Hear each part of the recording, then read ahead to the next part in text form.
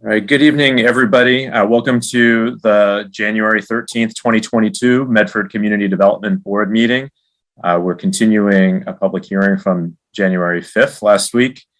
Pursuant to Chapter 20 of the Acts of 2021, this hearing of the Medford Community Development Board will be conducted via remote means. Members of the public who wish to access the meeting may do so by accessing the meeting link contained herein. No in-person attendance of members of the public will be permitted, and public participation in any public hearing during this meeting shall be by remote means only. To participate remotely outside of the virtual platform, questions and comments may be submitted via email to ocd@medford-ma.gov.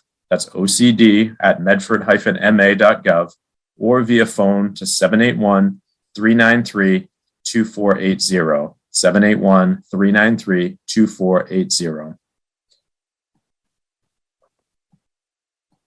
And just to let folks know that we are going to be talking exclusively about the zoning recommendations of the recodification. We have attorney Mark Bobrowski here with us. He's been working with the Medford City Council, and we've had a few meetings now where we're discussing this and working our way through some finalizing written recommendations back to the City Council to consider on the zoning.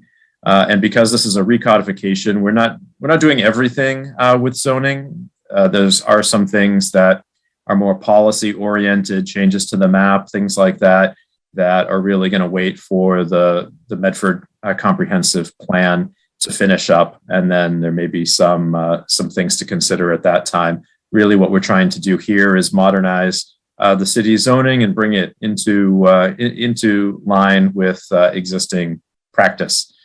Make it more, I think, understandable and friendly for everyone involved. So let me just remind everyone that all votes will be roll call, and before you speak, to please introduce yourself and state your address for the record. Let's go first to a roll call of the board members and take attendance. If you are here, just say yay or yes. Christy Dowd. Yes. Or present, I guess I should have said.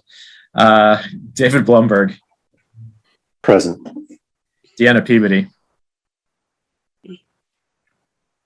You're muted, Deanna.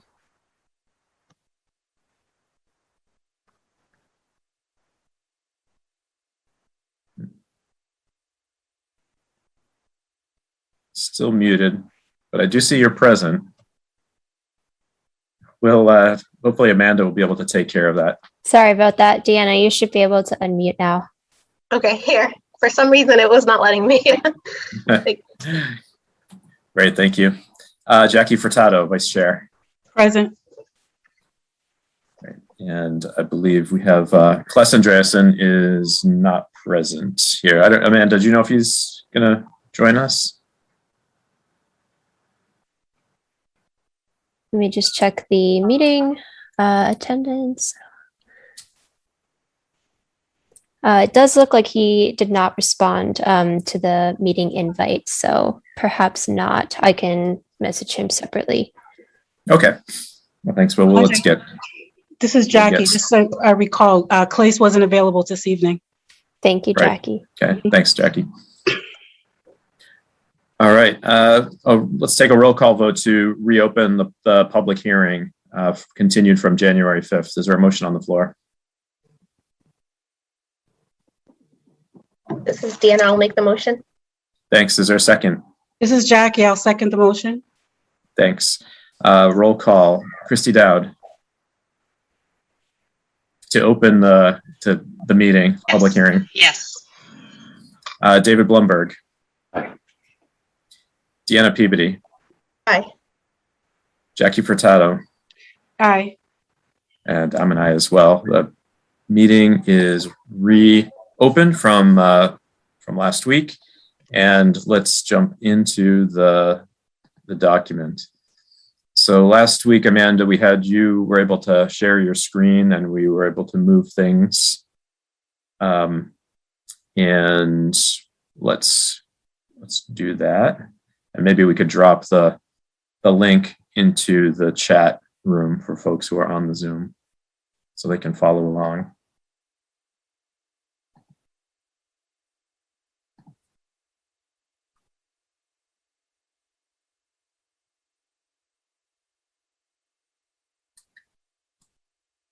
And last time we had just been talking about the noise standards. We're in the performance standards section of the zoning.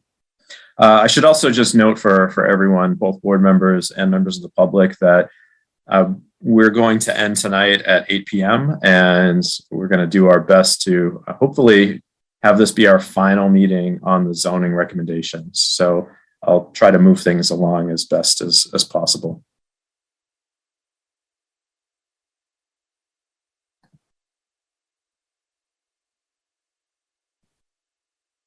Okay, great. We also had, I guess before we enter the transportation piece, let's just talk about a couple of things. One is this hours of operation. Amanda, I know that the city was looking into this, making sure it's consistent with other ordinances. Was there any conclusions on that or changes that are needed? Andre, this is Alicia, the planning director. So one thing that we thought would be particularly, so we did not think we should move the other section about wholesale store hours. There was a suggestion that we move it into this section, which is the performance review. And we did not think we should do that. There's another section in the ordinances that is completely outside of zoning, chapter 38, section 34. And so the recommendation for that piece is to put a reference in that, you know, that this is not in, sorry,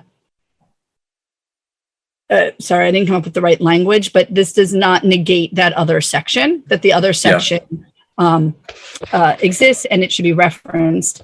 And that the one about wholesale store hours, we should again reference. Our concern was that somebody might search for operating hours and find just one section without the others and not be aware that there are other sections that talk about noise hours.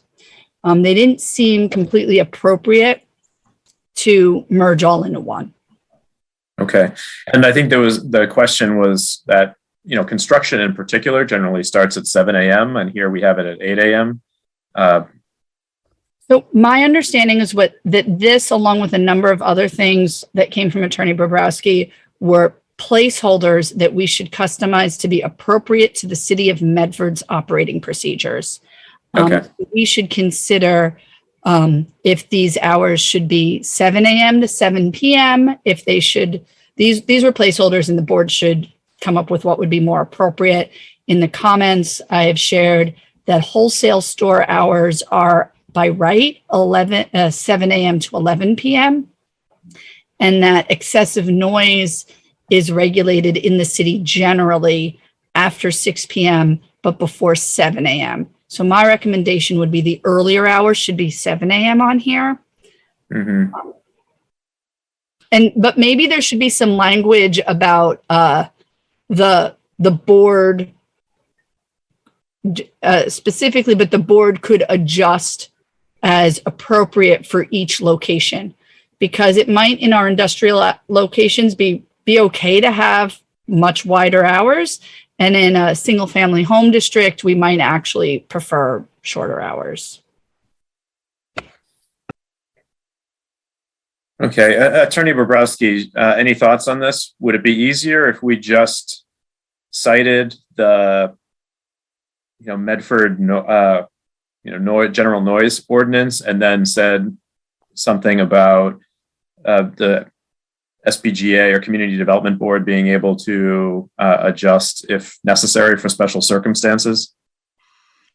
I think with regard to particular uses, it's okay or wise to list the use and the hours. Otherwise, I think a general empowerment to impose hours of operation should just be stated. and if there already are some in the general ordinances, then that should certainly be referenced.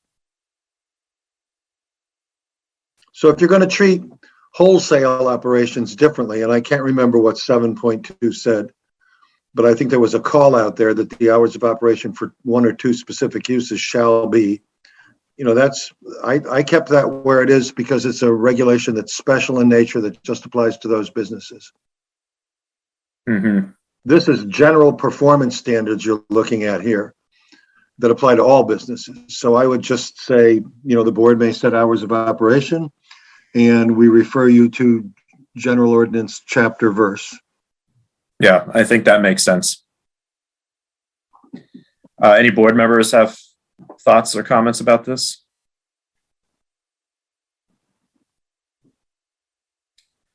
Okay, and I didn't reiterate at the beginning of this meeting, but again, for efficiency's sake, for the members of the public who want to weigh in about different issues, we're going to take it section by section. We'll hear from, the city, Attorney Bobrowski, members of the board will weigh in, and then we'll open it after each section for questions and comments that haven't been resolved yet, or even if they have been resolved, you're welcome to weigh in and express your concern.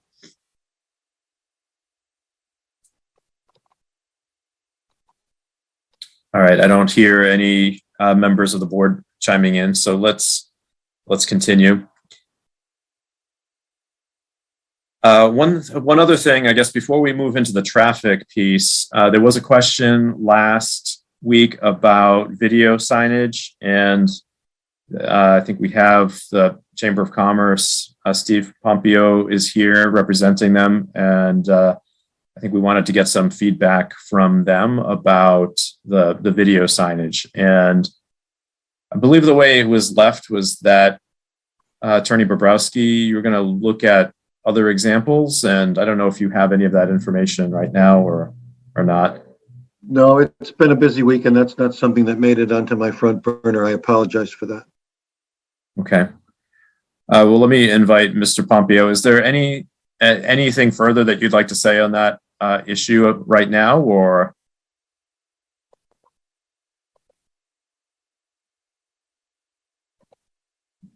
I don't know if Amanda, you are able to. Sorry, I need to, gonna stop the share for a moment.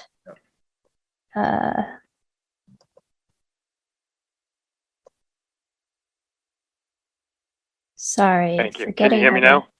Yes, thank you. Okay, yeah, thank you. Stephen Pompeo, 18 Newton Road, Medford.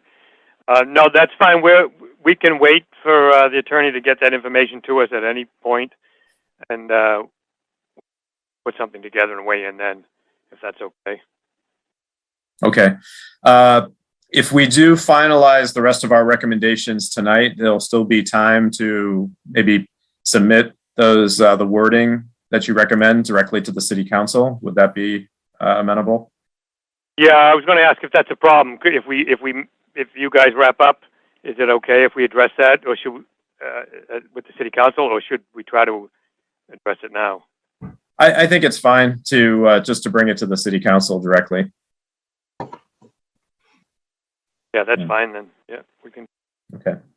And I mean, it might be helpful if you kind of send your feedback to Planning Development and Sustainability Office and see if they have tried to get on the same page with them. And then if you can get them on board at the city council level, they can, endorse it, hopefully.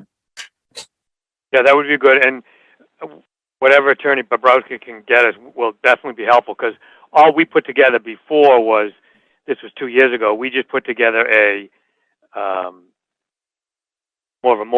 guess you could have called it a moratorium, because there was no language about video signs, and the council wasn't ready to start making major changes to the ordinance at that time.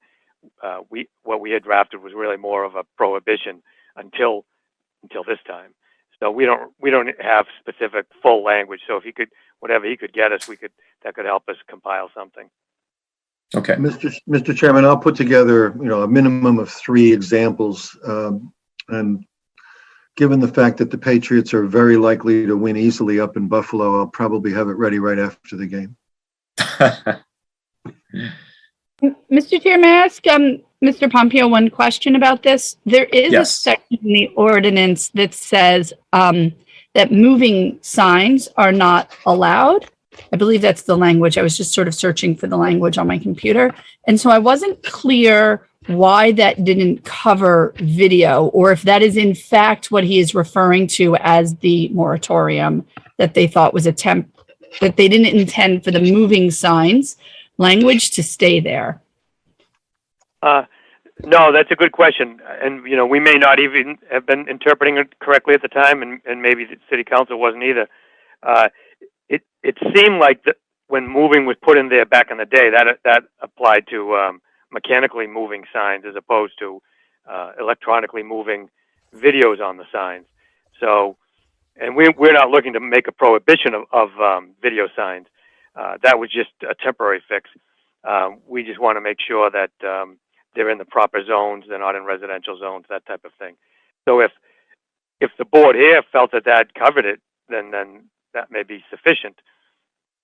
But actually, I appreciate that, because I was under the impression that the chamber was looking for an additional moratorium. You're just asking for some level of regulation and appropriateness, not moratorium. That's really helpful to understand. Yes, yeah, and we thought maybe it would be helpful to have video display as a modern definition as opposed to just moving, to help it be clearer. And as you say, moving is not allowed. It's not allowed at all. But maybe video signs should be allowed in some places, some areas, and also maybe based on certain sizes. So for instance, in a C1 district, like a neighborhood square, like West Medford, maybe you wouldn't allow large video signs on a store as its main sign, but a restaurant might be able to have a small video sign in their window displaying their menu, for instance. Great. Okay. Thank Well, you. let's leave it at, we'll have Attorney Bobrowski will send along some examples, and then I think you can decide whether we need to have, additional consideration from the council on it. Thanks a lot. All right. Yeah. Thank you, Mr. Pompeo. Let's move into the traffic management standards. So we have a couple of, I think there's some technical language improvements. Can you scroll down some more, Amanda? There's some desire to, I think, adjust the language everywhere possible to make sure that we're accommodating, pedestrians, bicycles, and public transit, and not just thinking about cars when we talk about, traffic and transportation. And then in this transportation plan approval section, there's a significant number of modifications that have been suggested to a few things. One is include in the site plan for developments, the coordination of delivery vehicles, parcels, waste removal, and ride services, just to be explicit about that. So that's not just about, driveways in and out of traffic. 1 second, Amanda, there was a comment up there from, Amy, I think, that said, I don't know what traffic management. There was one, I think, up a little more at the beginning of the section. Traffic management It devices. should be it's called traffic control devices. Oops. Thanks, Deanna. Yep.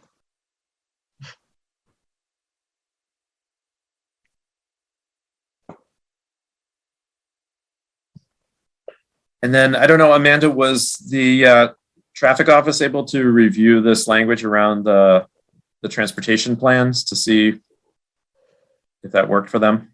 So I was able to talk to a transportation planner, Amy Ingalls, a little bit about section 5, or sorry, this number 5 here, transportation plan approval. And she, in general, agreed with the content that was in there, but felt that there were opportunities to kind of tighten up the language a little bit and that there might be some redundancy. And so we were considering if the general idea behind this was the board was in favor of, that potentially the planning office and the engineering office, if this were voted through, could just administratively kind of tighten up the language without removing any of the substantive piece of it, and be able to polish off that recommendation. Okay, I think that's fine for me. Yeah. There was also a note from Director Blake that just came in around 5. I haven't had a chance yet to thoroughly review it. I think Vic's going to take a look at it. Or I could read it to the board now or at some point. How long is it? It's a couple paragraphs of text. Let me see. Well, if you're okay with reading it, that would be fine, unless you or Victor want to highlight specific aspects of it. Okay. I'll just read through if people don't mind. Okay, so he wanted to communicate some additional info. The edits are good, but can likely be pared down even more. For instance, a transportation info submitted is not typically referred to as a transportation plan. The set of drawings required by building and engineering would typically include a traffic and parking plan sheet indicating parking, site circulation, etc. The traffic study or traffic memo is other traffic info required but not necessarily referred to as part of the transportation plan. Also, a traffic management plan typically refers to the management of traffic during construction. Traffic demand management typically refers to transportation policies or practices that can contribute to reducing vehicle trips. My recommended thresholds. Oh, and I think this covers a slightly different topic. My recommended thresholds would be any commercial space over X amount of square feet or any residential over Y number of units requires a traffic memo. Just kidding. Any commercial space over a certain amount of square feet or any residential over a certain number of units requires a traffic study. Both the traffic study and traffic memo should include or follow industry standard practices by ITE, such as transportation. Oh, I just got another email from him. Sorry.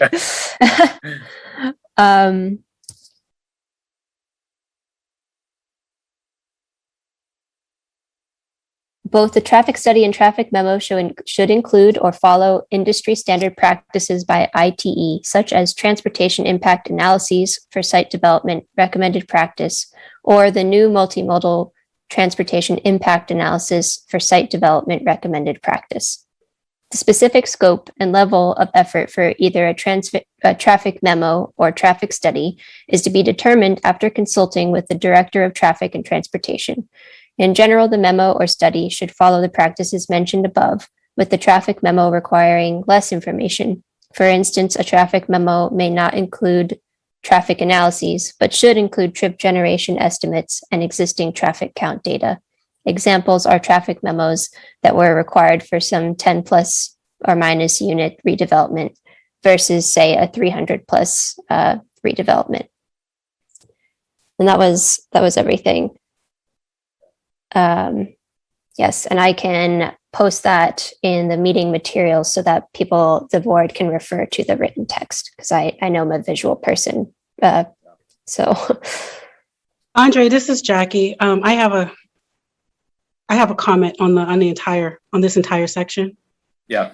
One of the things that I'm noticing is that which would become as semantics to the board, right? Is actual, there's differences in these plans and these traffic analysis, and it's basically to evaluate whether the development is appropriate for a site and what type of transportation improvements may be necessary in order to maintain a satisfactory level of service, right? And then in addition, we're looking at appropriate mixes of transportation modes, including adding public transit, bicycles, pedestrians, so forth, so on, which is out of the scope of the board. And I feel as though it was already recommended that it should probably stick to the transportation department as cleaning up this language for us so that we can be better prepared to look at it in site plan review. I can appreciate all of these changes and things like that, but I just think it's out of the scope and the purview of the CD board at this point.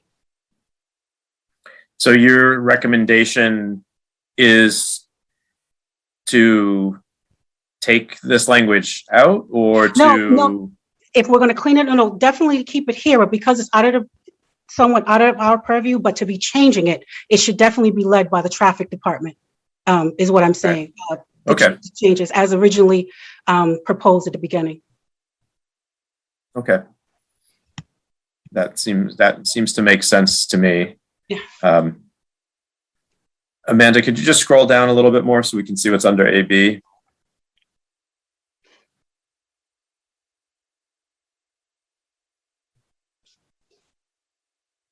Oop, just go up a tiny bit more. Yeah.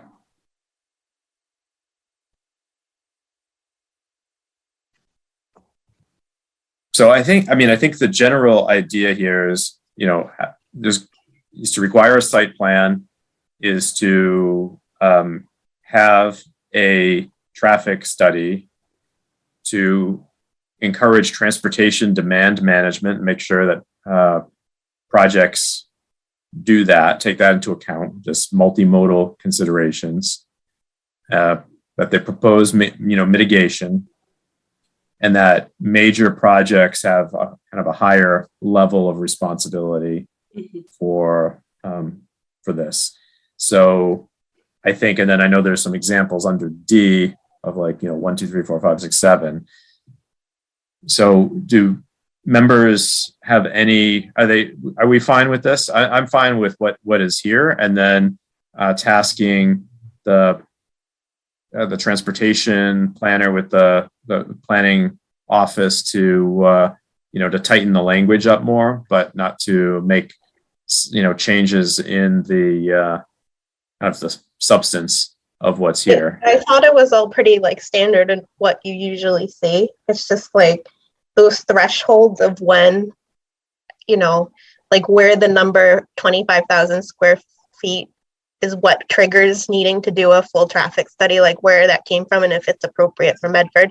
I think, the traffic department could probably decide what those thresholds are for requiring the full study versus the memo or what Todd was talking about.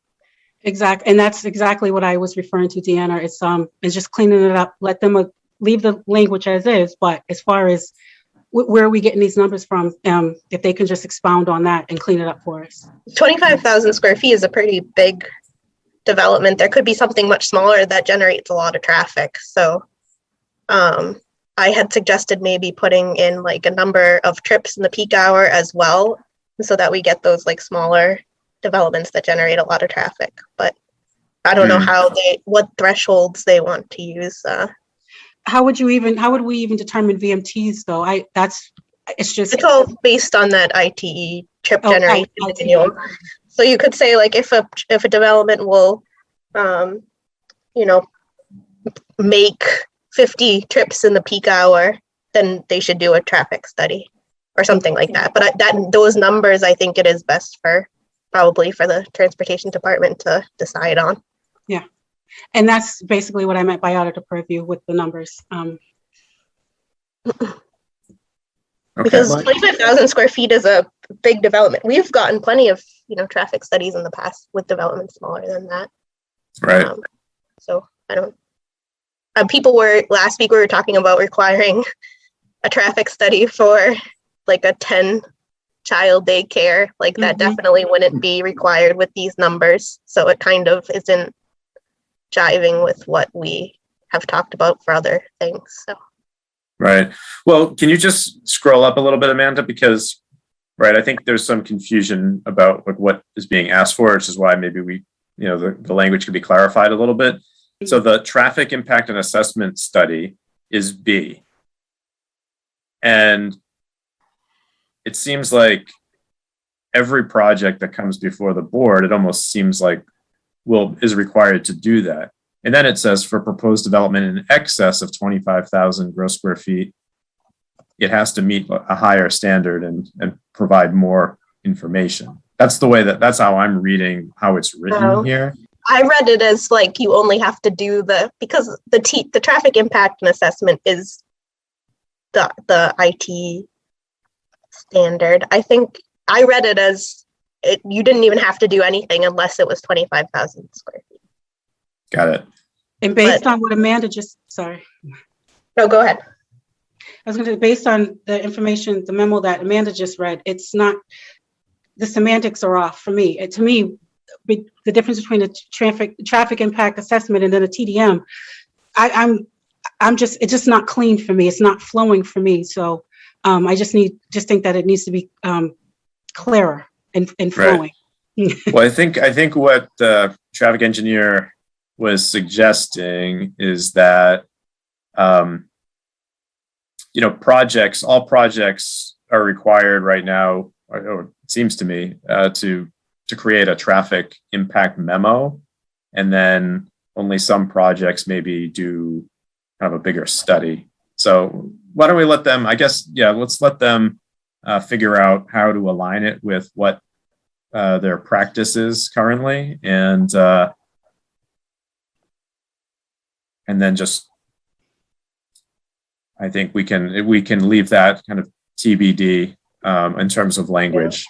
I agree. We usually do get a memo, like a smaller version. I'm not sure if that's laid out anywhere specifically, or if that's, if like Todd talks to the developers beforehand, and that's why that's what we usually get. But Yeah. you're right. We usually do see a memo for most, Mhm. and not the full blown. Right. Yeah. Okay. Yeah, I do think this language needs to be cleaned up a little bit. So that's, but I think we've made clear what we are hoping for, right? Other board members want to weigh in on this? Andre, David, Yeah, David. what's your vision for tonight? If you can articulate that a little bit more. I know you'd like Yeah. to go through all the materials so that we have a discussion about everything. I wonder, will a revised sort of final version then have to come back to us for kind of an ultimate vote? And if that were the case, maybe this is a section that could be looked at and approved at that time. So in order to do that, I was talking to the city staff earlier today. I think what we'd like to do is have all of our recommendations and directives finalized tonight.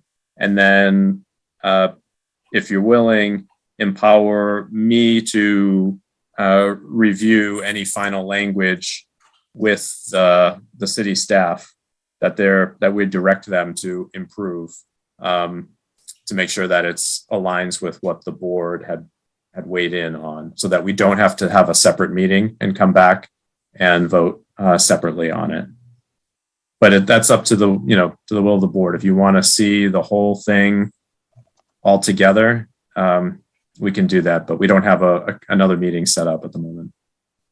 Okay. I'd be comfortable with that.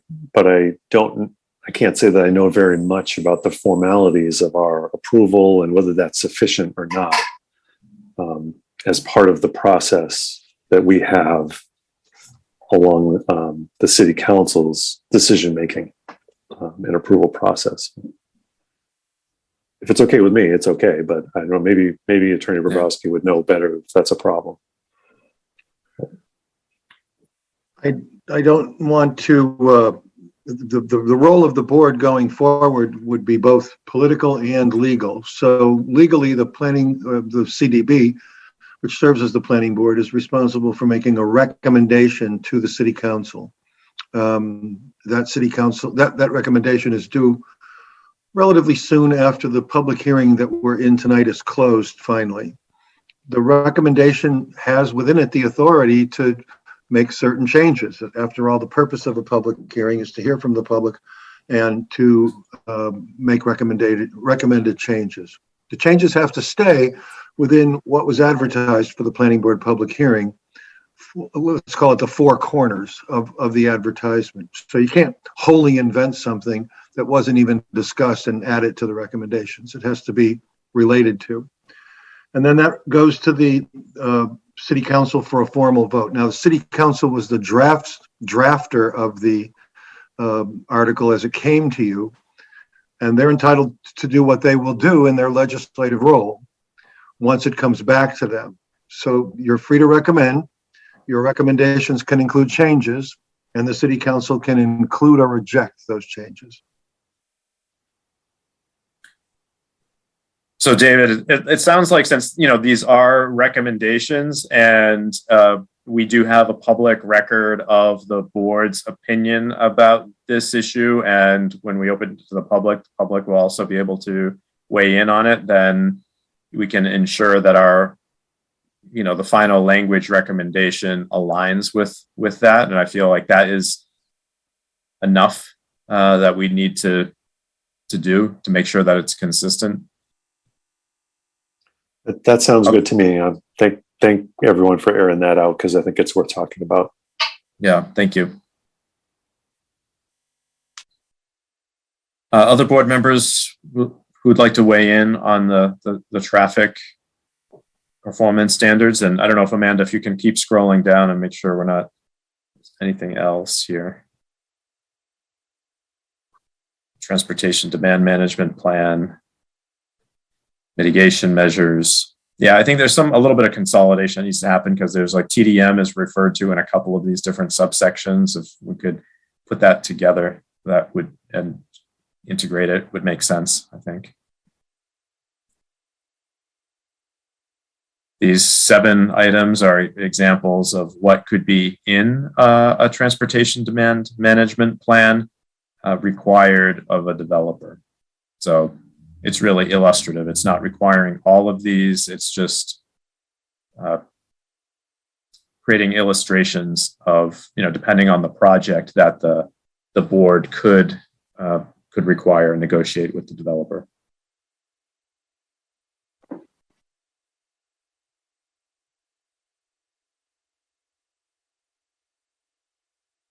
And then this last piece here, well, reduction in parking, we talked a little bit about that last time. The Special Permit Granting Authority, SPGA, that's what that term means for those who are not familiar with it. There's some, you know, discretion that the board has, but needs to be justified. This subsection 7 here, level of service, maintenance, or improvement. There's some comments about level of service being an outdated, perhaps, metric for us to be using here in Medford. And so I think the thought here is to take this language out so that we can really focus on the, you know, evaluate the intersection and traffic impacts independent of this metric, and, you know, require mitigation as appropriate, and, you know, focus on reducing trips, vehicle miles traveled. So, and I think the traffic engineer was also expressed concern about this.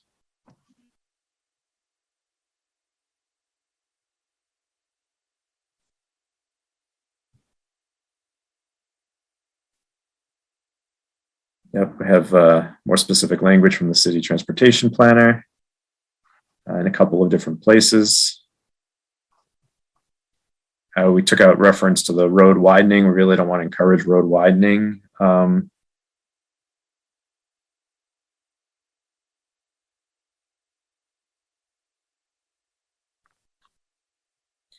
So was that actually, Amanda, can you go back up there? Was that cross out there, road and intersection widening, that was a suggestion from the transportation planner? Yes, I'm sorry, I forgot to annotate that. Okay.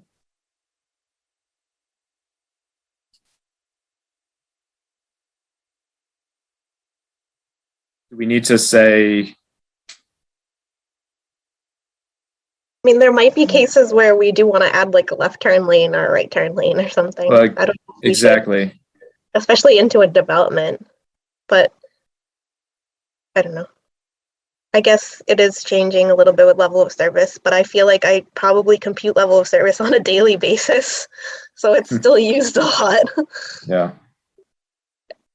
So I don't know if it's completely irrelevant, but Well, I think that at least, I don't know, Deanna, what you think about this, but I think that there's a lot of intersections that are already failing, and then to require a true. developer to fix that. Not fix it completely, but try to bring it close to what it was before through mitigation. I have I'm a not saying question. What that- if it, Ask that they should bring it to an A, but if it's a E and they're going to F, try to bring it back to an E type of thing. Christy, sorry, heard I you didn't mean to jump in. interrupt. Yeah, I just had a question on the road widening. What if a development is proposing to widen the road for whatever needs to happen for their development?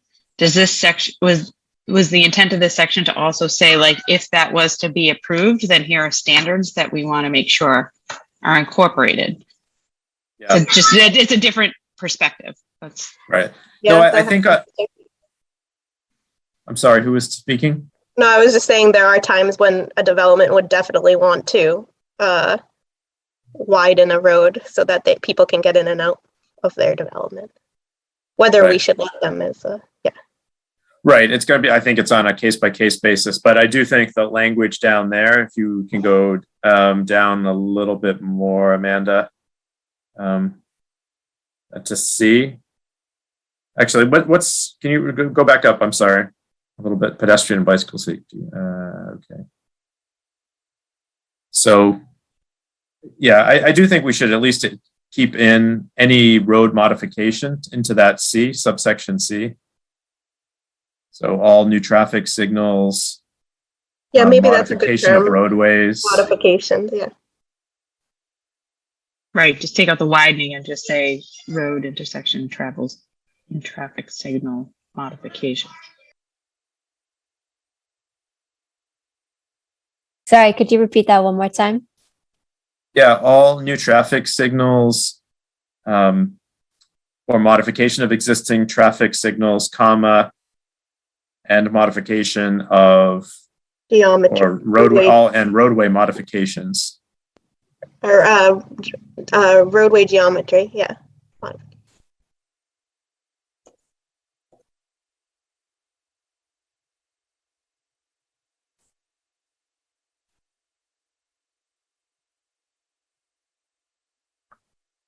Yeah, I think that makes sense. Oh, this is all under pedestrian and bicycle. I didn't realize. Yeah. Okay. It's probably the same type of language is probably somewhere else then too, not under bicycle and pedestrian.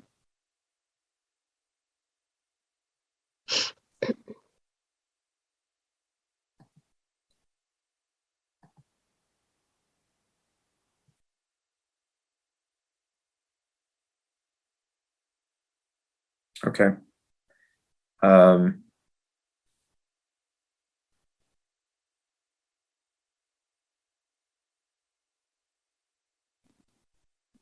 Location of parking areas.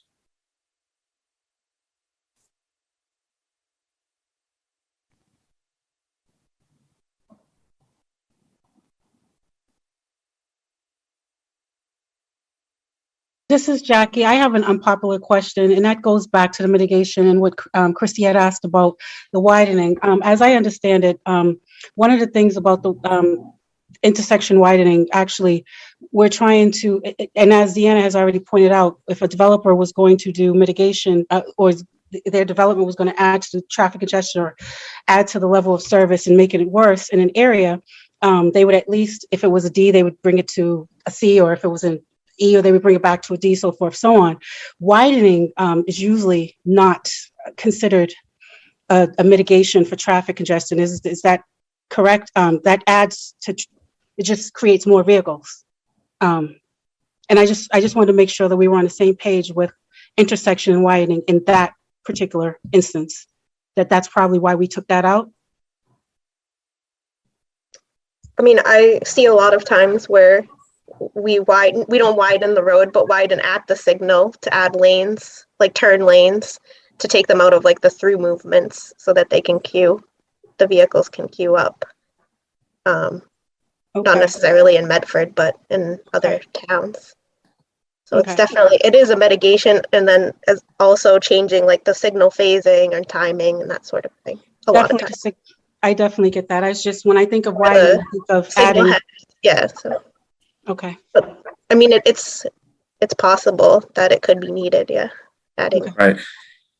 And just to be clear, there is up above in the transportation plan approval is further up there when letter D says that the plan shall include proposed mitigation measures, if any, such as turn lanes, roadway widening or narrowing, signage, signalization, pedestrian enhancements, bicycle and transit facilities, bike sharing, car sharing, transit subsidies, or other measures deemed appropriate by the SPGA.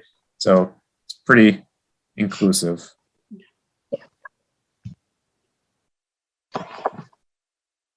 So I think the minor change we just captured works. Okay. Well, in terms of the level of service, because I feel that we don't need this, the number 7 level of service maintenance or improvement language, just because we have all of this other, mitigation process and traffic studies and TDM. But Deanna, do you disagree with that? No, you're right. It probably doesn't need to be in here per se. I think in any traffic study, and they would compute the level of service for existing and future. That's just like a standard thing that's done. So yeah, might not need to be in the ordinance. Yeah. Okay. Great. So Amanda, can we scroll down more? Let's keep going.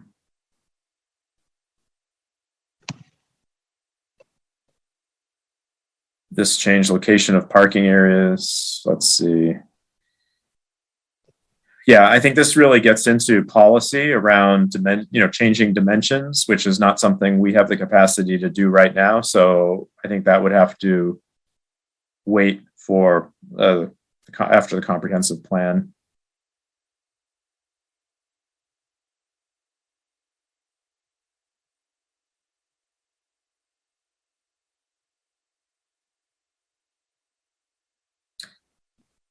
And I had suggested here just adding this other provision around vehicle charging stations, because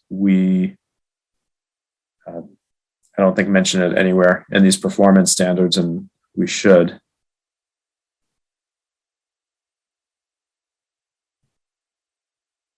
Okay. Well, let's stop there after the transportation piece, and let's open it up if there's any members of the public who want to comment further on this. And Amanda, maybe we could stop sharing for a moment. Thanks. Mr. Navarre. William Navarre, 108 Bedford Street, apartment 1B.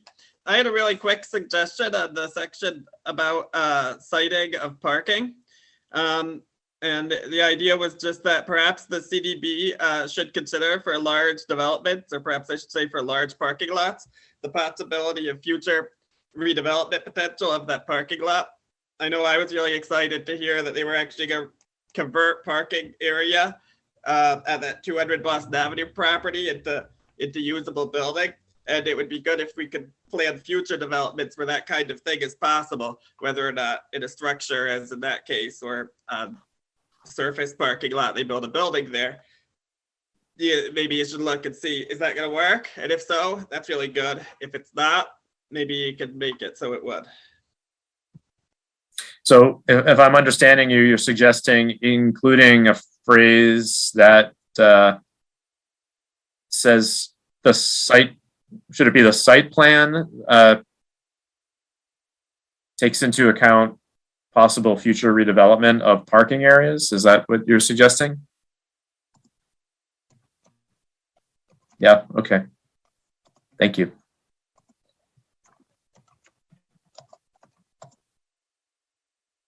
Other members of the public who have comments on the transportation section? I don't see any, so let's keep going. Amanda, if you want to share your screen again. Sure. And a quick note, I believe Mr. Paul Moki is on the call. And so I wasn't sure if we wanted, I think he just has a certain window of time where he's available tonight. And if it made sense to have him comment on specific sections while he's here. Sure, I think that does make sense, but do we have, were there specific sections you had in mind, Amanda? I think that, so there was some discussion early on in these meetings, but I think kind of it comes up in different sections as it applies around whether the draft or how the draft addresses family and its definition. And in talking amongst staff, we had come up with a couple or some ideas, and also there were some proposed ideas by board members, and it might be helpful to kind of flesh those out with Paul here.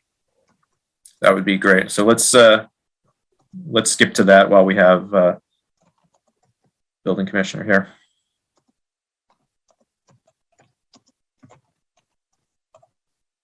So this is in reference to the definitions section of the document, which is at the end, I believe section 12, is that right? And definition of family and dwelling units.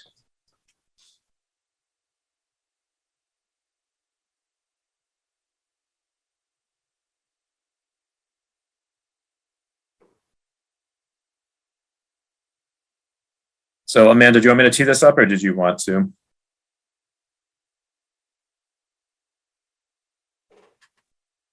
Sorry, little housekeeping. Go ahead, Andre. And if you'd like me to happen, I can.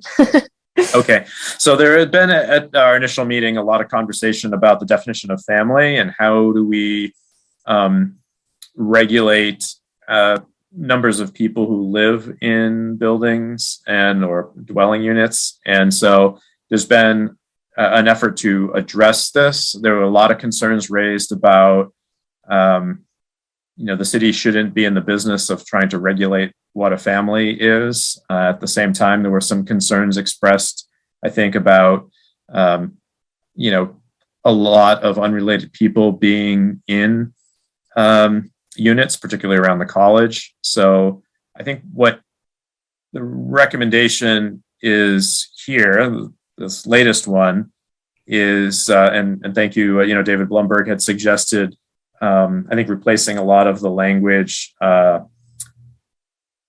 in terms with like this dwelling unit and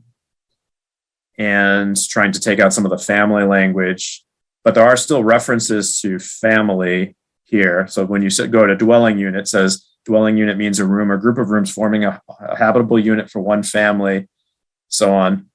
And I think we were thinking about changing family to household and inserting a new definition, household definition, which is used by the US Census, which, if you see in the comments there, says a household is defined by the US Census Bureau as all the people who occupy a single housing unit, regardless of their relationship to one another. This still leaves open the question of, enforcement if there's some issues. And I think in speaking with some of the city planners, we were thinking that enforcement really makes more sense, not on the subject of family itself, but in the actual substance, like whether it's noise, parking, health and safety issues, and that should really be the place where we have the enforcement. But I think we wanted to run this by Paul Moki and get his feedback. Okay, thanks everybody. I guess it's a good time for me to jump in, Andre. Did you have anything? Yeah, definitely. Okay. Yeah, thank you. We had a little discussion about this earlier in the week also with some of the community development members of that office. So I think from an enforcement point of view, one of the things we run into, it's, the overcrowding. And I think that there's, we had, for example, I'm looking at some of the definitions now, and we still have in the proposed definition, the lodging house definition, which is basically caps a number of unrelated people at 4. And as you said earlier, that when you switch over to the current proposal for the definition of family, that's also states a group of 5 or more persons not related by blood, adoption, or marriage should not be deemed to constitute a family. So that's always been a difficult enforcement issue for us. For example, I think it's kind of tough sometimes to tell people that you can limit the number of family members you have in the house, and then by the same token, you get into people having cousins, aunts, second cousins, and so on. So I think trying to find family can get kind of tricky from an enforcement point of view. And I think if you also look at, are you going to have 11, 12, 13 people living in one unit, then that usually results into that kind of spilling over into the street in terms of how many cars do people have, and then they're parking in the street and the neighborhoods get overcrowded. So I guess we're trying to focus on the real issue here, because this can go off on a lot of tangents. But I think, and maybe Mark Bobrowski might be able to shed a little bit more light on this, because on the one hand, I think it's tough to tell people how many family members they can or cannot have living in a single household unit. On the other hand, where do you draw the line in terms of, is it in-laws, cousins, second cousins, and so on? Because when we go to enforce this, and the history we've had with the enforcing this in court action, it's very difficult to say someone has an illegal lodging house. I don't think we really had much success on that in the past. So maybe I can defer a little of this to Mark. Mark, have you had any thoughts on that as far as limiting what we define as a family, how many people can be living in a household unit? Good evening, Paul. My answer is that I wouldn't touch it with a 10-foot pole. Okay. I think the year or two after the Supreme Court of the United States decided Belter versus Boris, which restricted the number of unrelated people that could live in Belter to not more than 2. Again, a college town, SUNY Stony Brook being nearby. Another case called Moore versus City of East Cleveland reviewed a local regulation which attempted to limit the definition of family by degree of kinship. And the court said in no uncertain terms that it was a violation of associational rights, privacy rights, and there may be a few others in there. So mindful of that case, which is vintage 1975 or so, I don't think many municipalities have the inclination to do that. Yeah, and Nor do I. Just I thank you, Mark. I appreciate that. And just again, with the housing shortage, and I think it's, and I'm sure you're well aware of the Ernie Bach case when they tried to limit the number of kitchens in the house into a single family. But so just basically, Andre, there's a couple of things. I think it's tough to define a family and tell a family you can't have certain family members living there. And if you look on the flip side of that, we get the complaints, gee, there's 8, 9, 10 people living in this house, and it's an overcrowding situation. So this is a tough one. I'm not really sure what the correct answer is to that. I don't mean to be too vague with that, but I think that's the reality of what we're looking at here. Yeah. Well, what are the tools that you have for enforcement when you do see an overcrowding situation? Well, right now, the way the zoning is currently worded, and I mentioned this a little earlier, we still do have a definition of lodging house. So, for example, right now it says 5 or more unrelated people. And so we would, if we did get a complaint, and a lot of them, as you said, Andrea, is around the Tufts area, which seems to be with students. So we would go out there and try and work with the post office, see who's getting mail delivered there. And then we would work in cooperation with the police department. They would, have check on license plates and so on. But some of the cases we've had in court, again, it's difficult because we'll say, hey, we have X amount of people living here. Also, we'll get lease whenever we get a copy of the lease. That's also helpful. So we can, pinpoint as much as we can that, hey, it's not a family. There are too many unrelated people. If we have some good documentation, then we're successful in resolving some of those situations.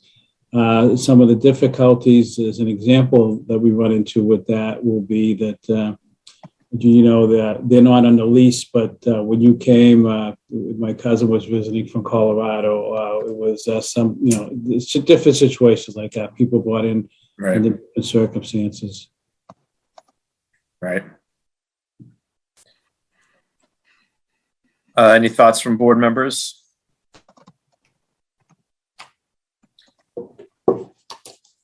So is what's recommended here, Paul, does that seem okay to you? As good a resolution as we might find in terms of replacing that family language with household and then putting the Census Bureau definition for household in there? Yeah, I do like that thought on that, Andre. One thing that, well, maybe I could just get back to Vic with this. I've been trying to, the sanitation code may have some square footage limitations on this. Did not have a chance, in such a crazy week, did not have a chance to check with the Board of Health on that, but I'll put a little note here to get Vic some information from Mary Ann O'Connor, and maybe that may be some type of some type of dimensional number that maybe will help us prevent some overcrowding situations, but at the same time, allowing family members to live together. Right. Yeah, it's a tough issue. Certainly not something that we're going to totally resolve tonight, but I think at least resolving this issue around definition of a family makes sense for our times, and then thinking about how, when there are problems, are there better ways of approaching enforcement, right, through some of the other tools that we have based on the actual impacts to surrounding neighbors. Right, and I'm sorry, I didn't mean to interrupt you. Just one more quick comment on that. I've had several discussions over the years, and I knew this topic was coming up with some of our neighboring communities around here with the code enforcement officials in those communities. And I think basically what it comes down, we're all in the same boat. We all seem to be hitting the same difficulties in enforcing those. But again, we're sensitive to the need for housing, and we want to, I don't know how we can limit family members. Not that we want to do that, but we're all with the same struggles. Basically, we're all trying to find a solution. Yeah. Mm-hmm. Okay. Well, thank you. And before you go, I'm not sure how much time you have, but were there other sections that you wanted to weigh in on? So I'm trying to think some of the other things we were thinking. Yeah. Did Vic mentioned one of the things was multiple dwellings where we have mixed use, where we have residential and commercial uses. And we were just kind of brainstorming the other day about that, where they would be allowed in certain districts by right, in some districts by special permit. I know that's still a work in progress, but one of the things we've had some difficulty with, and I don't know how the board wants to address this, when we've had multiple dwellings allowed in certain different districts, a dwelling would be allowed by right. However, the current definition, that would mean a mixed building. For example, if you think of some of the Salem Street corridor, you may have commercial use in the first floor with residential up above that, and that would fall under the definition of multiple dwelling, and they're allowed by right. However, the underlying commercial use in that zoning district may not be allowed. For example, it may allow retail sales. You would have a sub shop or maybe some type of coffee shop, may not allow professional buildings of offices, medical offices or attorneys' offices or consumer service businesses, like hair salons, pet grooming, and things like that. So on the one hand, you may be telling an applicant, okay, a multiple dwelling is allowed in that district, which by definition allows them to have commercial. But when you go into the use table and you check specific line items for retail sales, consumer service, there may be a no in that district. So there's sometimes a little bit of a conflict there, and that's just one of the things we started to talk. The board may want to take a look at going forward here. Okay. So, and basically, just to try to summarize that, your suggestion would be to, in areas where multiple dwelling units are allowed by right, to also allow first floor commercial by right in those buildings? Yes, that's what we're saying, Andrea. By the same token, if something is a special permit, just to be consistent with that. And if I could just take one more minute, do I have time to address one other issue, Andrea? Yes, of course. Okay, thanks. One of the things that very common thing, and it ends up in front of the zoning board a lot, is in 2.5, say for example, a 2-story house. A lot of people, when their families are expanding, they want to put a dormer on, and most of the time, probably 90% of the time, what that dormer consists of, a couple of bedrooms and a bathroom, because again, the kids are getting older and the family's expanding and so on. So on that current definition, and this is very consistent throughout a lot of communities, it's 2.5 story, 1 or 2 family, it's 2.5 story limitation on that. So before, the half story was usually defined as 50% of the attic area cannot exceed 50% of the floor area below that. And that's, again, pretty standard. So what we did is we amended the definition, and just to include how the half story is measured in the building code, for example, it's ceiling height has to be 7 feet. So we put a definition, a proposal to amend the definition that we measure the ceiling from finished floor, to measure the height of the attic area from finished floor to the ceiling, and anything that's 7 feet or over, that's what's included in that 50% calculation. And in this case, I think it's going to be, if that amendment to the definition is adopted, I think it will be helpful, because a lot of these 1 or 2 families, they're a gable, some type of hip or a gambrel roof.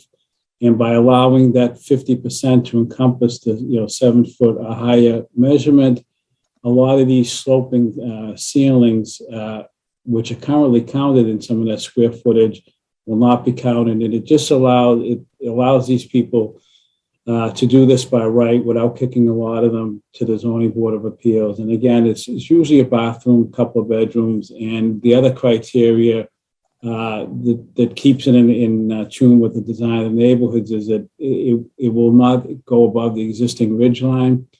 That gets into some structural concerns, which we don't need to talk about in this forum, but basically allows people a little more flexibility to put that half story on and keep the aesthetics in line with what the neighborhood looks like.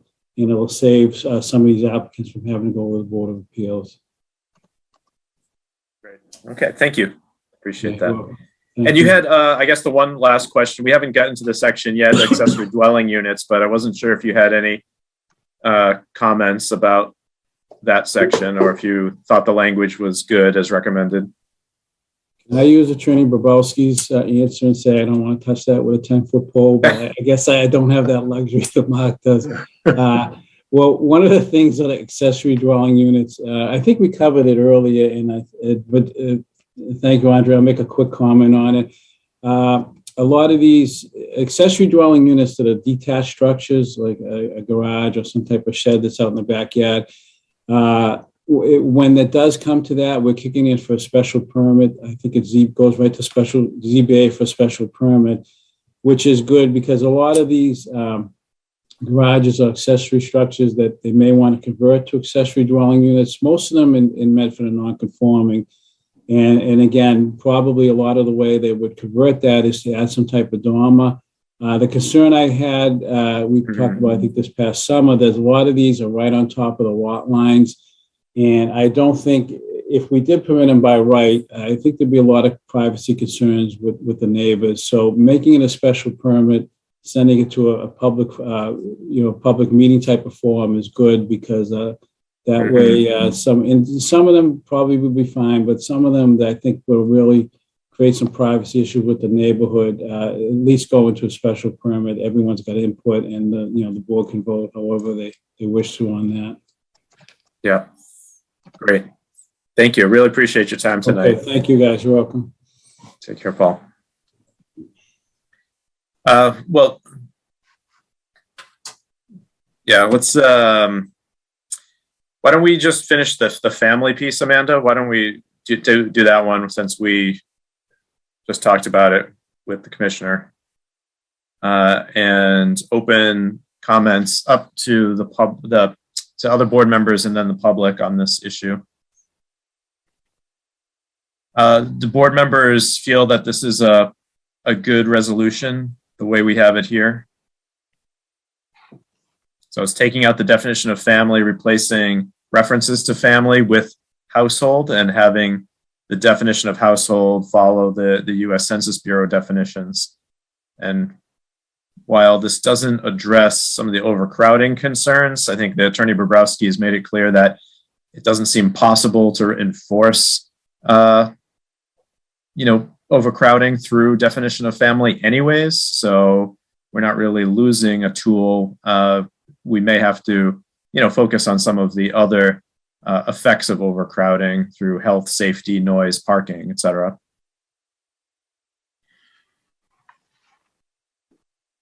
To the extent it's helpful, Mr. Chairman, this was one of the main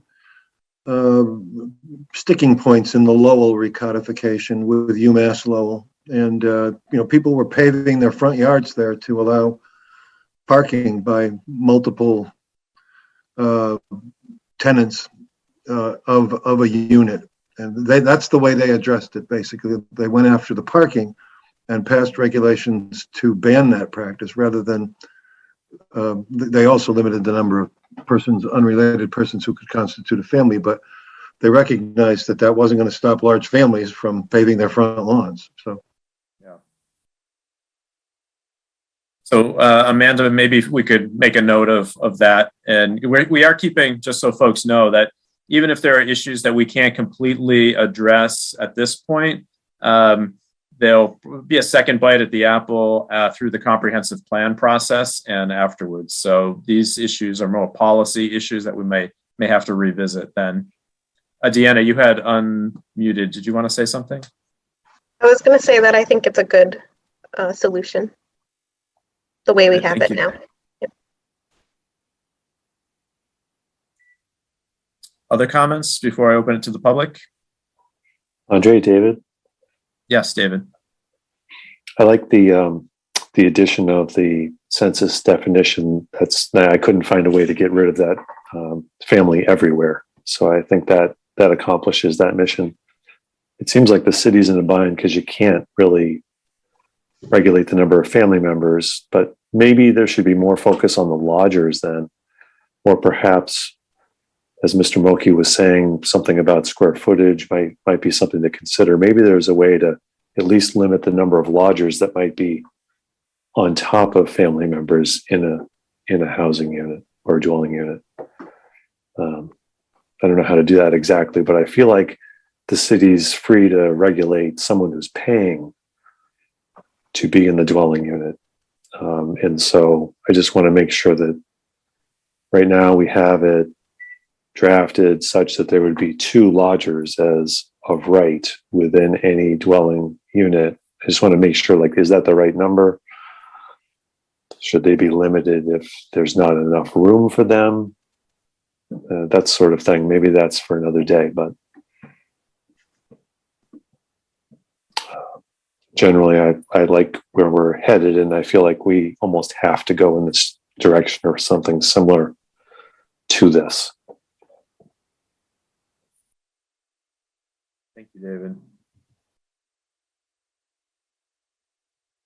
let's, are there any members of the public who'd wish to speak on this issue?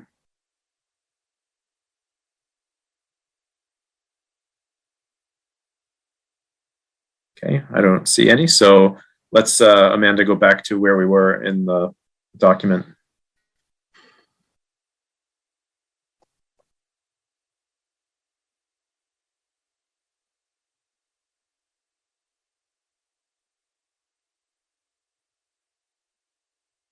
Okay. Aesthetic standards. I think this is just some of that technical changes to the neighborhood character language. There is this new language here around public art, encouraging public art, as well as local historical elements.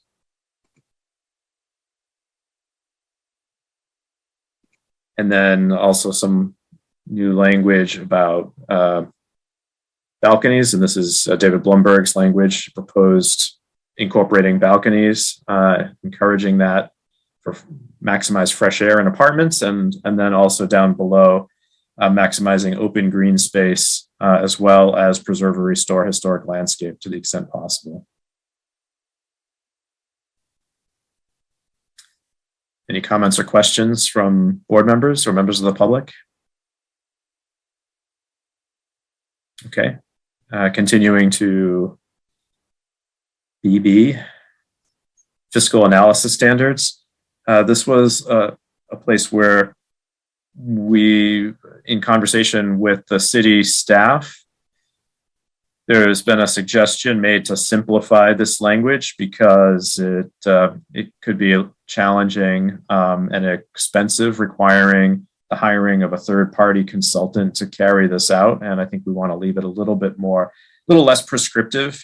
So the current recommendation on the table is that the SPGA or Community Development Board may consider the financial impact of the proposed development.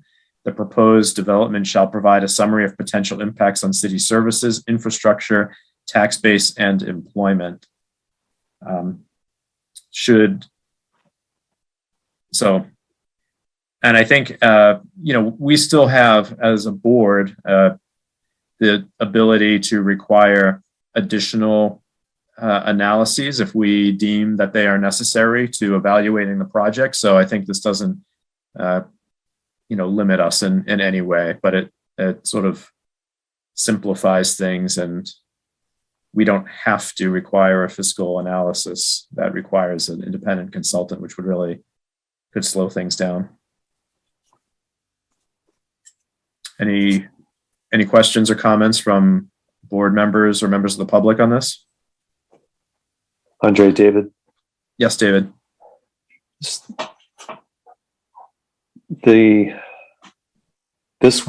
is you shall provide a summary. So what does that summary look like? Because I think, at least in my own mind, and what I had proposed was we may require it. And if we do, then you'll provide it. But this says you will provide it. Let me invite our Director of Economic Development, Victor Schrader, to weigh in on this one. Yeah, hi everyone. It's a good question, David. In my experience in former communities I've worked in have required this information for larger projects. I think what we'll get with the provision as written is a summary, and likely they'll ask the city to help them produce the summary.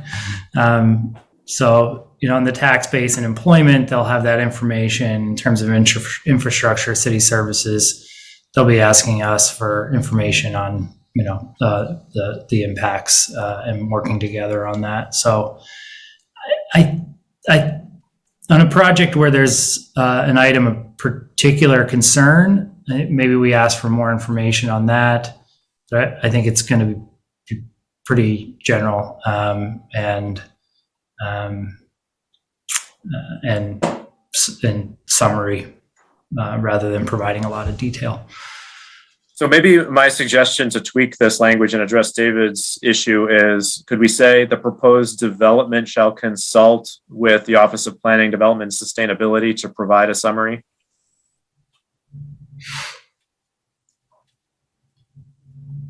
Does that sound all right? We're certainly open to that if you think that's a solution. David, do you think that helps?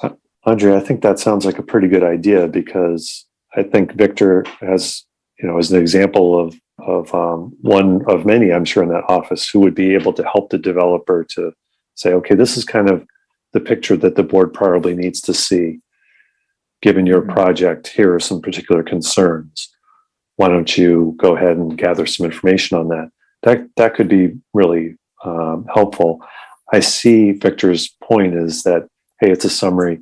Give them a snapshot. It probably won't be a lot of work. So that combination of describing it as a summary and also pointing them to the office, I think, is a good combo. Other comments or questions from board members or members of the public? All right, let's keep scrolling down to CC.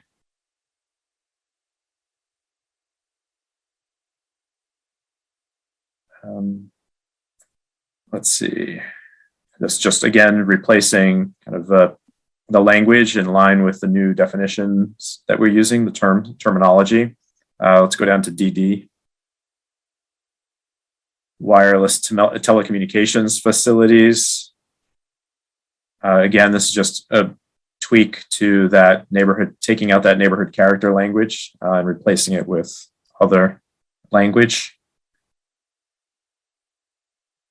EE. And then this is, again, creating, I think David had suggested some criteria so that if we are, if the special permit granting authority does, allow some waivers, that there is a criteria for doing so. If anybody has comments on any of these smaller changes, to just jump in. Otherwise, we'll keep going. Let's go down, Amanda, to FF, which is accessory dwelling units. This is a more significant change. This whole section is new, and based on the language proposed by Attorney Bobrowski, there's some additional recommendations. And the governor. So, yes, exactly. Attorney Bobrowski, do you want to just tee up ADUs? I mean, just real quickly. Sure. The governor's housing bill passed and effective in about a year ago now, added some, in an attempt to create smaller dwelling units that would alleviate some of the housing crisis, weighed in on accessory dwelling units. There's a specific definition for accessory dwelling units. It's in number 4 under 8.2.3. That is, it's not more than half the floor area of the principal dwelling and or 900 square feet, whichever is smaller. That's consistent with what the governor's bill says, so that's why it was added. If you go back to the 8.2.2, accessory dwelling units may be allowed by right in an existing principal dwelling or by special permit in a detached structure. Again, that's consistent with the governor's bill. To the extent that these provisions are voted as is, I believe that it would only take a 50% of the city council to enact them instead of a 2/3 vote. And the special permit, which is referenced here in 8.2.2, would also be a simple majority of the CDB instead of a supermajority, as would the normal special permit be. And the rest of it is pretty much just performance standards as you look down the list of 8.2.3 under conditions. So parking spaces, internal, external appearance of the building, so forth. There is a provision at the end in number 8 that it would expire after 5 years, but it can be renewed without a public hearing if the permit indicates that there's owner occupancy of one of the two units, not necessarily the accessory dwelling unit. Either of the two units would suffice. So this is not a so-called in-law bylaw where a family member has to be the tenant. It's open-ended. It's not an affordable bylaw in that the occupant of the accessory dwelling unit has to be under HUD income standards. It's plain and simple, a dwelling unit in conjunction with a principal unit, one of which is occupied by the owner of the premises.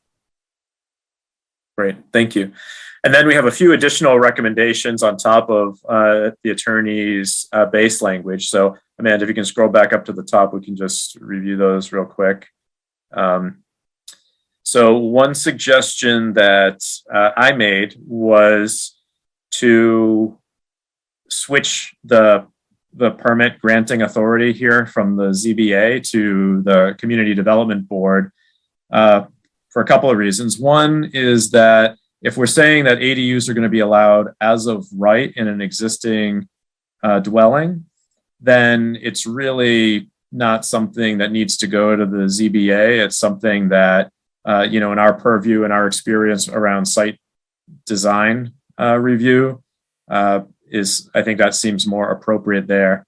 And again, special permit, I think the issues around these dwelling units are going to be more on the design side. And that seems like this board is the most appropriate board to deal with it. Besides, I don't think we want to, the ZBA already has a lot on their plate, and I think we're trying to relieve some of that burden. But that's just my suggestion. So let me just keep going down through the other revisions, and then we can get questions and comments about them. There's just reference again for the as of right ones. The building commissioner as really being the person who can do the administrative approval, not needing to come to the board. We're just making it, added some language saying no accessory apartment shall be held in separate ownership from the principal structure dwelling unit, just to be explicit about that. Adding some exceptions language in terms of the size for detached accessory structures that have some preservation value and as determined by the historical commission. So there are, not a lot, but some carriage houses or barns that may be worth preserving, and ADUs is really an opportunity for preserving those structures. So as long as the historical commission, the applicant would go to the historical commission first, get kind of a determination from them whether it's a structure that has some preservation value. Then they'd come to us and ask us for, an exception as they're getting their ADU so that they can maybe have it a little bit bigger than would otherwise be allowed. So that's for that. Down to number 5, a couple of other just clarifications to ensure that the exterior design fits in with the neighborhood. No additional entrances facing the principal street. An ADU entrance should be kind of either through that one main door or off to the side or back. And then an important change is this number 6, which is new, that requires that where the principal, where there's a rental unit, which one of them would be, the minimum occupancy shall be 30 days. So this is something that other communities have used as well to ensure that these, accessory dwelling units don't get created just to become Airbnbs, that the idea is to create affordable rental units in Medford. And then in number 7, in terms of the parking, it says that the parking doesn't have to be constructed. It can be accommodated on site. And so if it is constructed, then it has to meet some design criteria. And I think that's it. Basically, we also wanted to make sure that the special permit doesn't have to come every 5 years before the board, that the building commissioner can just renew it administratively. So I think those are some of the recommended changes to Attorney Bobrowski's language. Any comments or questions from board members?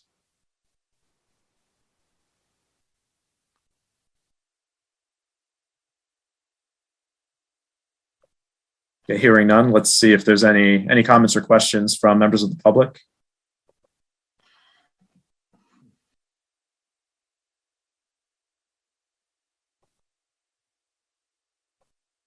Okay, I'll take that as this looks good. Amanda, let's continue.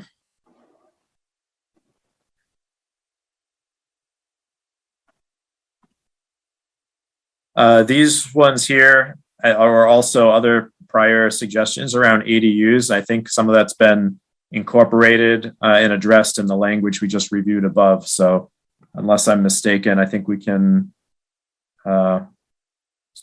skip these and go down to JJ. The special permit criteria. Again, I think this is dealing with the neighborhood character. And the one note that I had there is, I don't know if this was the numbering on this one was correct. So I thought it looked like 9.1.11, not 9.1.9, but that's something maybe the attorney can just make sure is correct. Sorry about that. I think I did double check this one and found that the number was consistent with what was in the draft, Okay. but we can check that administratively. Okay.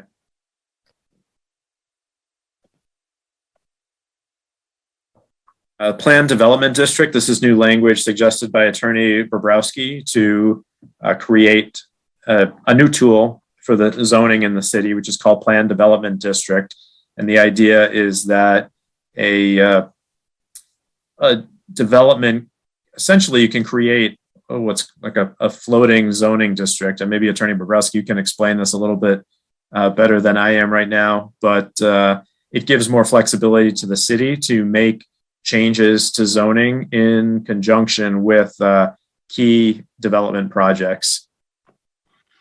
Mr. Chairman, I consider it an invitation. So what you're signaling to the community at large and prospective developers is that if you've got a good idea, bring it to us at the Community Development Board and the mayor's office, and let's talk about what it will be. By definition, it doesn't fit into the zoning today, but that's not a problem in that you can write zoning for it.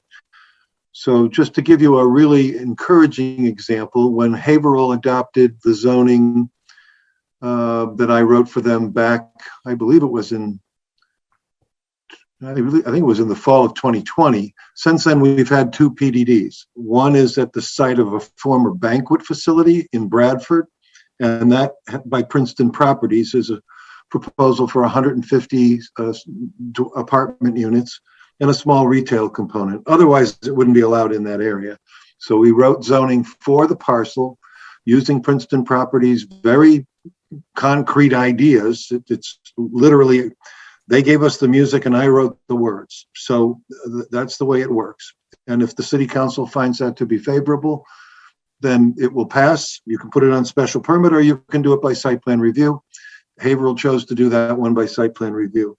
The new one is even more exciting. It's a redevelopment of the downtown by the Lupoli company. Sal Lupoli is from Lawrence and he has a lot of connections in Haverhill as well. He just recently built a new building on the river, 10 stories with a restaurant on top. We hope will open this year, COVID notwithstanding. And this one will replace a parking garage, and it will also change about 2 or 3 blocks in the middle of downtown Haverhill. Again, it will be a planned development district. That's one of our options, but it certainly is the most flexible one. So it's to do something which isn't currently envisioned at the request of the developer in partnership with the developer, and it is all by cooperation. So if the city doesn't like the idea, there's one meeting and no more. I suppose the developer is always free to submit their own zoning proposal, but I think it would be DOA if the powers that be rejected it. And this is a pattern that has taken root in most in the city, I think, that I've worked in most predominantly would be Quincy, and the two towns I've worked in would be Burlington and Lexington. I believe Lexington has something like 24 PDDs today. And Attorney Bobrowski, when, let's say, a developer or property owner, comes forward with a proposal to change the zoning on, in a particular area or for a particular parcel, is the zoning and the development approved at the same time, or is the zoning approved first as a PDD and then there's still a project review component? I believe I think it's the latter, although there's temptation when you've got a majority of the city council to immediately move for site plan approval at the CDB. I think the best and most prudent way to do it is to then have step 2, which is the plan approval process. Okay. And Christy, you had a comment on this section. Could you just explain a little bit more if you have concerns? Yeah, no, I didn't have any concerns. I was just trying to figure out like how does this tie to leveraging these opportunities to get back mitigation, or not mitigation, but some real benefits to the city. And I'm not familiar with PDDs. Like, I just sort of was trying to relate it to planned development areas that I'm more familiar with in Boston, which is actually, those are very more prescriptive and they have a very specific process. But there's like elements of, like, if you come in with a proposal and you want to get, something larger or something, or it's a specific use, the city would like to get, a park out of it, or, some community space, or something like that. So I just wasn't sure, like, how does that get resolved? Is that just within the whole process of a potential developer coming in and saying, here's my plan, and then it's just a series of negotiations? You're exactly right. I think there's 2 answers. For example, in the Lupoli company's now pending proposal, that is land owned by the city for the most part, or pieces of it, certainly the parking garage. So there will be a land disposition agreement that will describe what the Lupoli companies will do down to the nails, as I like to say. That development agreement is an appendix to the purchase and sale agreement, so it's a rider. If it's not land owned by the city, then the usual format is that the initial meeting results in a discussion about potential mitigation. Let's keep a list. What do you have to do? That's list A, and column B in that list would be what would we like you to do, and it's a negotiation after that.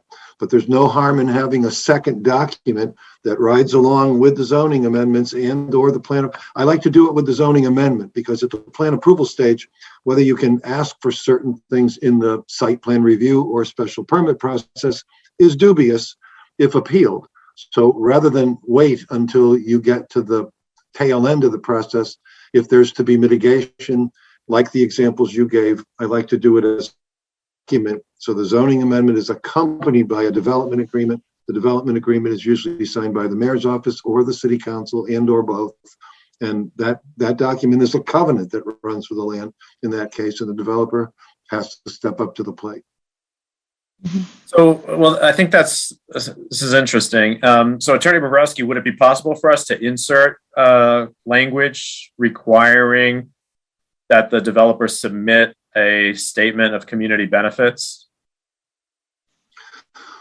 Well, you're certainly looking at the fiscal impact as a result of the Section 6.4 language, and so I think they'd be giving you community benefits, and because they want to sell the project, but they'd also be alerting you to community costs. And so I think that's where the nub of the discussion revolves around.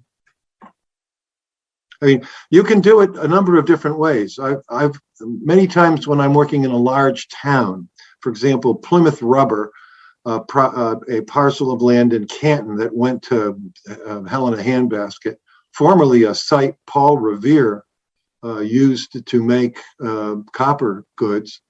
When the developer came to the town, We signed a development agreement in which he agreed to put, I don't remember the number, $40,000 into escrow in the treasurer's office, so that the town, in advance of putting this on any kind of an agenda, and in order to have answers for the people who had questions, engaged a peer review for the traffic study, for the stormwater management. It's right on the Charles River and Neponset River, sorry. And there were other things involved. And so if I'm an elected official of a city or town and a proposal is going forward, either at the council level or at the town meeting level, and the first question is, what about the traffic? And I don't know the answer, then I'm not doing my job. So the town negotiated to have people work for it at the developer's expense so that those questions could be answered in advance. And of course, those peer reviewers also identify possible mitigation measures, which feeds column A and column B in the development agreement. So I'm just looking at this, the language a little bit in terms of the ordinance submission. So it says the applicant shall submit a proposed amendment to the ordinance for the PD district rezoning in consultation with the Community Development Board. Mhm. The proposed amendment shall contain the requirements set forth in section 9.2.5, which is like a narrative. Okay, so potential fiscal impact. Yeah. And so I guess and then it says the Community Development Board shall hold a public hearing. We inserted the public hearing because there needs to be a public hearing. Prepare the text of the proposed amendment and locate the new district on the zoning map. And then the finalized amendment shall be presented to the City Council for approval of the proposed PDD. So I guess just getting to Christie's point, I'm not entirely sure who's doing that negotiating around the community benefits. Very good question. It will depend on the city or town. My preferred answer is that the chief executive officer would do that, because somebody has to establish priorities. Otherwise, it'll be a food festival between the various departments competing for a limited pool of resources. So typically somebody has to make a priority list and check it twice, or else I've seen department heads in cities and boards in communities reach out their hands and say, me too, me too, me too. In fact, in one case where I negotiated a development agreement for the Wayland Town Center, a project about 10 or 12 years ago, the developer ultimately said, enough is enough. I'm just going to give you X million at the issuance of the first building permit. And that's the way we worded the development agreement at the end of it, because there was no control in that infighting, if you will, on the municipal side. And so the chief executive officer typically is the one who can capture that process best. Every town is different. Every city is different, though. Yeah. Just wondering whether there's a way of, to indicate how that should happen. I don't know that it's predictable. If you can predict who is most likely at this snapshot to take charge and who would be best suited to do so, God bless you, good luck. I can't do it generically, let me put it that way, right, in every city or town. I have worked in some towns, especially towns where the manager was, it's my way or the highway, and the conversation never went to level 2 unless there was an agreement right up front to that effect. And that's just in terms of organizing mitigation and resources. And then I've worked in other places where there were 23 oars on the boat. I don't have any brilliant ideas to, improve the language. Any board members have questions or comments or suggestions? Don't hear any. Any members of the public want to weigh in on this issue? All right. So despite the lack of comment, I want to tell you that from a land use lawyer's perspective, this is the best kind of work there is, because it's either all agreement, or we all go home. Yeah. Just one more clarifying question. So the section that talks about small plan developments has a square footage, but up above, it's sort of like an open.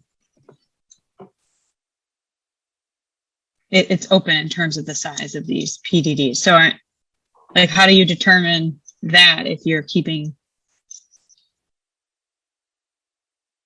it open in terms of what the size could be. Like there's no minimum size, it says above. Am I reading these out of context? I see the less than, I'm trying to watch the scroll here. I see the 15,000 as being less than for small plan. Where's the open? But up above, if you could scroll up, whoever has it, where it talks about the PD district does not have any minimum. Okay, so that's a lot size, no minimum lot area. Okay. And then down here is just, what's that, square footage? Yeah. Yeah, it says that in change that could result in, could you scroll a little bit more, Amanda? Thanks. Of buildings, okay. So I guess you'd have to, somebody's got to do like a build out analysis to see whether it's less than 15,000 feet or not, I guess. Yeah, Well, it just seems a little disjointed to me, but I'm probably not understanding because I'm not a land use attorney or, but usually like the square footage of a building ties to the lot area. So then you figure out like your density and, you know, and there's then a whole bunch of planning and decisions around that. So it just seems a little confusing to me, but that doesn't mean I know what I'm talking about. Well, if it's confusing, then it should be fixed. So let's put that on the list of things to clarify.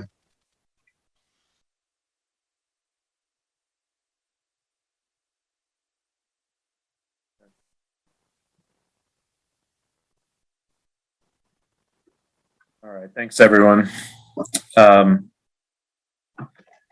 mean, in terms of clarification, I guess, you know, if that's something you want to think about further, Attorney Bobrowski, then maybe at the city council level. Yeah. But even though it may be a little ambiguous, I guess I feel comfortable with the language if necessary. And it leaves the discretion in the hands of the city, you know, planning office to work with the developer if it happens to be a small one, about whether they want to go the small PDD route or not. There actually are some in Lexington that are under 15,000 square feet. Not sure about Burlington. I doubt it very much in Quincy. Okay. Well, Amanda, let's keep scrolling down.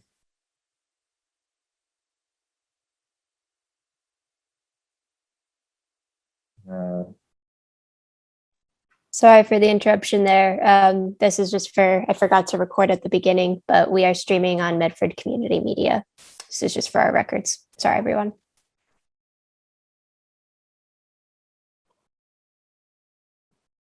All right, so in terms of the plan development district, this is, again, the narrative that would accompany an application for a PDD that would have these 7 elements to it. Any questions or comments from the board members? Let's keep going down then. I think there's some questions, Christy, that maybe you had around linkage. I don't know if you want to articulate these. What did I say? Where did I tag that to? I think it's these questions in purple here. Oh, yeah. Oh, yeah. I was just trying to make some sense of like the whole financial analysis section, which is going to suggest that there's like some impact. And then is that impact, can that impact be dealt with by linkage? Or I didn't see any where that it addressed like getting money for housing and jobs within the city, you know, if it's particularly like housing, if big commercial developments, you know, are approved, is there a way to get linkage to go into like an affordable housing fund or something? So it's just a question. I've seen linkage in other cities for housing and jobs, and just wondering if that's something that would be considered here in Medford, or it's dealt with in a different way. Well, Andre, you know, this is Alicia. Do you mind if I address? sure, go ahead. I have a response as well, but why don't you take a crack at it? Thank you. Just sort of briefly, the way our linkage, the way it is set up through Home Rule petition, we are not confident that we could just change it by making edits to zoning here. We'd rather take a deeper dive look with some legal assistance on that. That said, the way our linkage is set up, it does go into funds. None of those funds support housing or jobs. They're parks, public safety, infrastructure type funds. And the linkage was written 30 years ago, and it said that it would be reviewed and updated every 3 years. And it has never been, the dollar amounts are the same. So we are actually looking at what would be the best mechanism to review and make proposals to update linkage as a separate effort outside of this recodification. So I just wanted you guys to know that we have been actively discussing what's the best way to move forward on that. I'm sorry, I have a timer going off. But yeah, sorry. I think that's all I have to say on that. All right, thanks, Alicia. And what I was going to say, which I think dovetails with what you just said, is that there have been some questions that have come up about linkage. The way linkage works in Medford is pretty unique around the state. So, and there's been at least one question that's come up about allowing, the CD board approving or not some of the investments that are made by developers and giving them credit towards their linkage payment.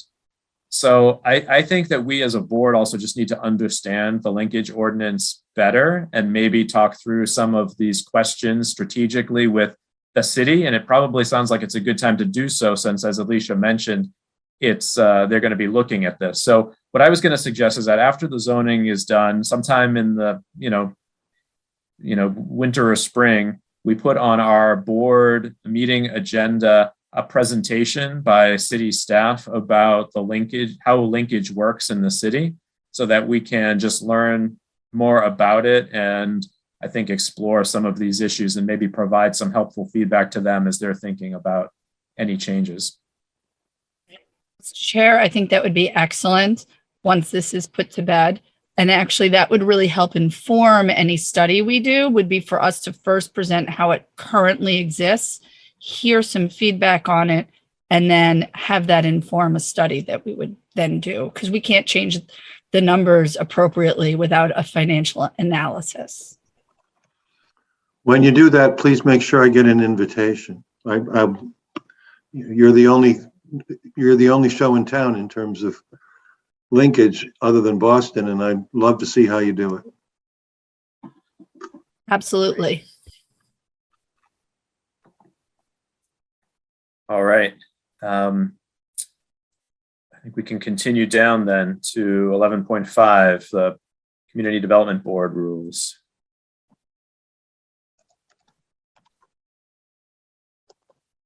So I made a couple of recommendations in terms of additional tweaks to the language. We have right here a limit, like all boards, we have a limitation on terms. You can serve for 2 terms of 3 years. And so I'm suggesting here, just as my experience is, I became chair very suddenly.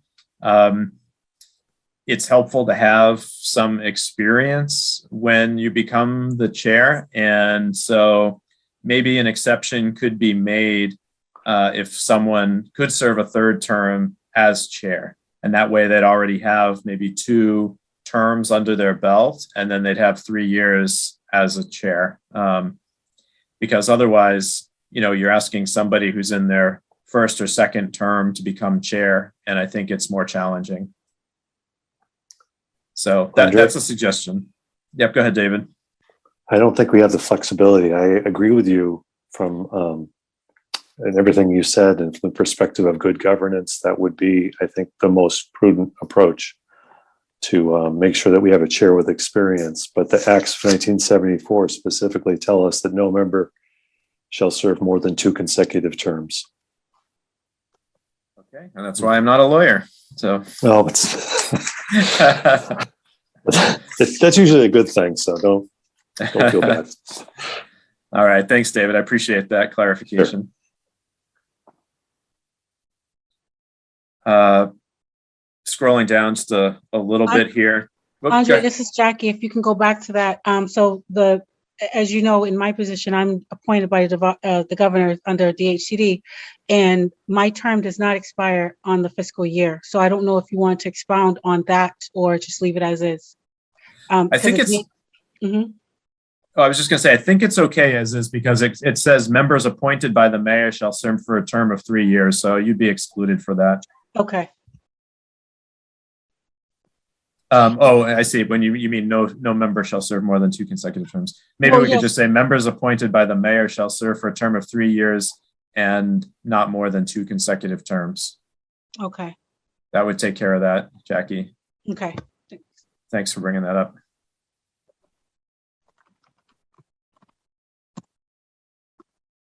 Moving down under powers, I added just a few things here, which just to kind of more comprehensively reflect our job as the CD board.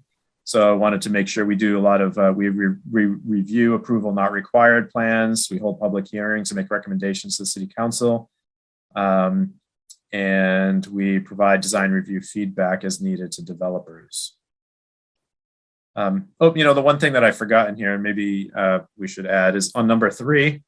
Oh, no, never mind. To hear and decide subdivision applications as well as review approval not required plans. Okay, so that includes the subdivisions.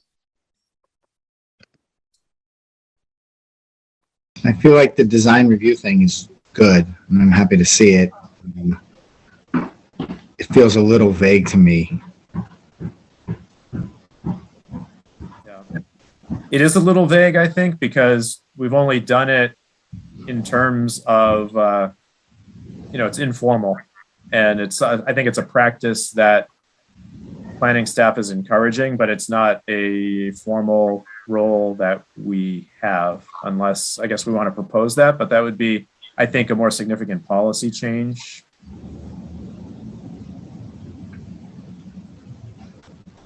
How about to provide design review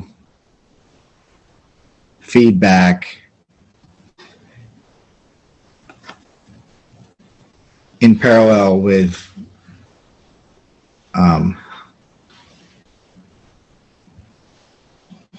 other necessary, review, and strike the word as needed. Is any, like Alicia or others, any thoughts about that suggestion?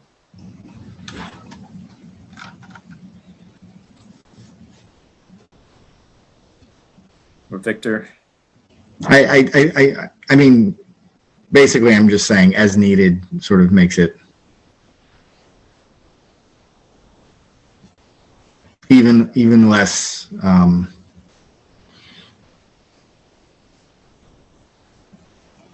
inclusive to the process.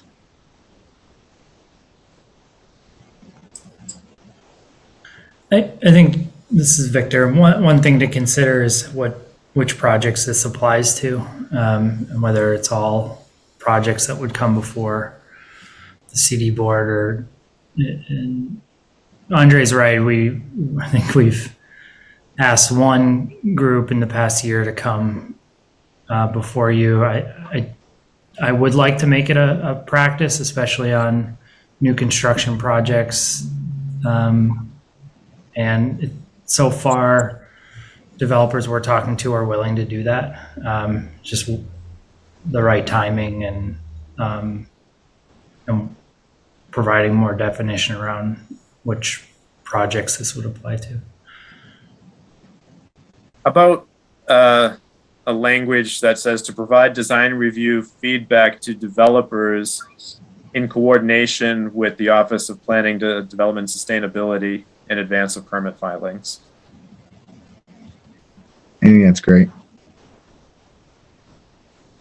I guess what I'm sort of advocating for is that as part of our holistic review of any project, really, whether it involves a built structure or not, is that it's being reviewed not just for conformity to all the applicable codes and regulations, but that it's being considered from a design perspective, in a good design and planning and perspective.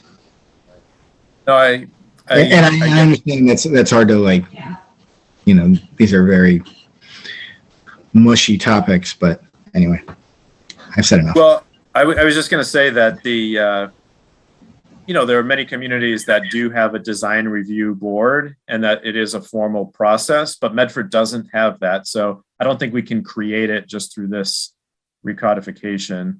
Wouldn't that be nice? So I think this number 5 is a little bit more informal. It even goes a little beyond probably what our actual role and responsibility is. But I think this language is okay as we have. Yeah, and I think if nothing else, it puts the proponents on notice that we will be thinking about it and asking questions from a design perspective.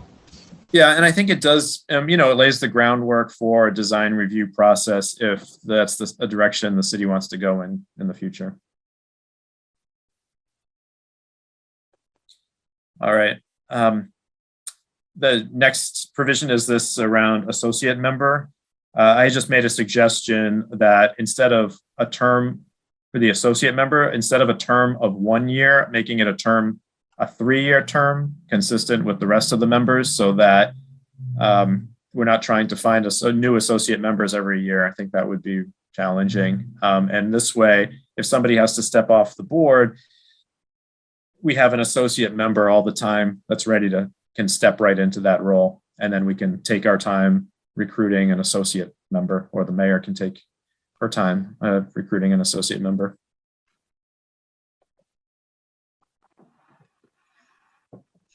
All right. Actually, Andre, it's David. It would look like we would actually appoint the member, but when we talked about this in connection with our draft rules, board regulations, I think we had an unsettled question about this associate member, and I wonder maybe Attorney Bobrowski can weigh in. Does that associate member, I think the question we were asking ourselves is, does that member appear every month? They sit through every meeting and they might only vote periodically or participate periodically, but do they always attend? Are they on call? What is the general practice among other municipalities? I can just jump in here quickly because I just went through a ZBA process in Brookline, and there was definitely this kind of thing happening. And I do remember, at all, he was there at almost all the meetings, and it was made very clear at the beginning of each meeting that he was only there as, a non-voting voice for that particular meeting. I think that the statute is also, I'm looking at it right now,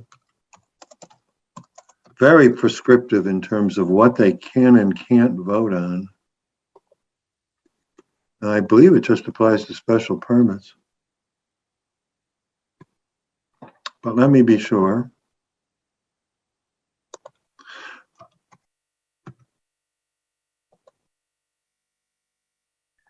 Whoops, Alicia, you have your hand raised. Did you want to jump in on this? Yes. So not on the voting piece, but on the appointment piece.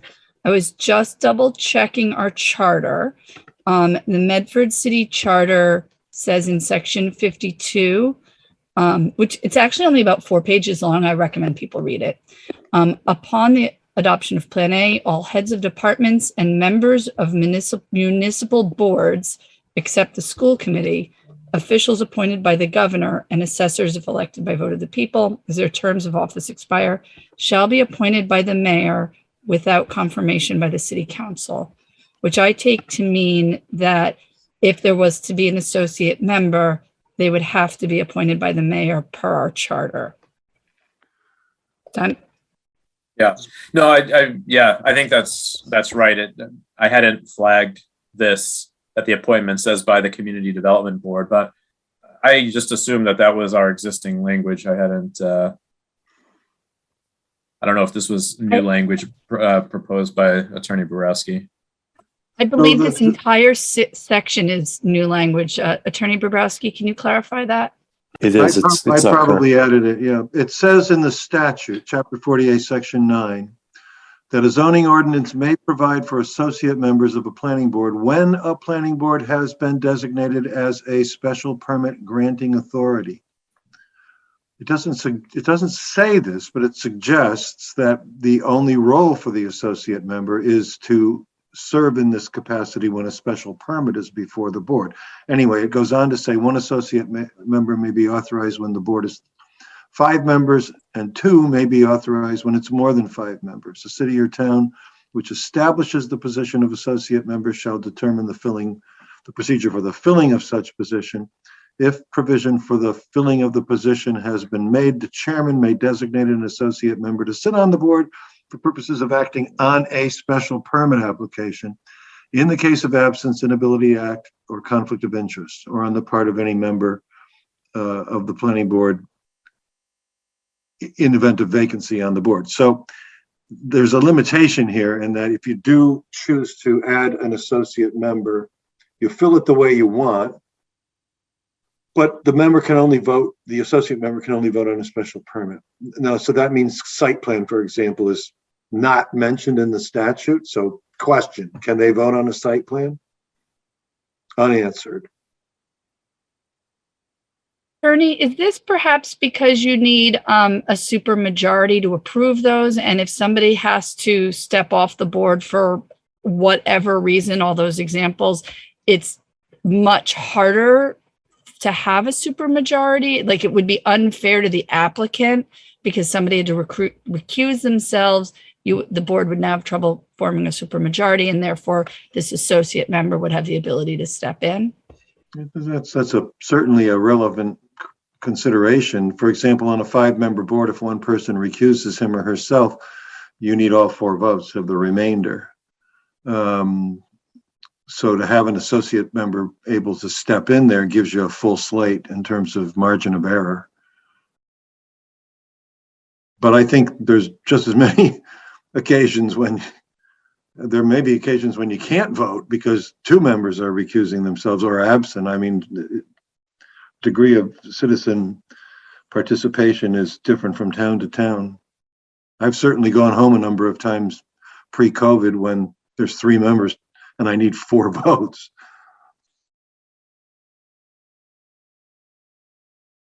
So I think that in my opinion, if a person is an associate member, in order for them to participate productively, like on short notice to get called into a special permit vote or something else, they need to be attending and listening and learning to all the other meetings. So that's why I suggest that they be here. Now they can't vote, but I think it's up to us as a board to decide whether we want to allow them to, participate and ask questions. And I think the answer should be yes, but I don't disagree with that. There's another line though, and that would be to participate in deliberations. I think, they can certainly participate prior to the close of the public hearing and then leave the deliberation to the voting members.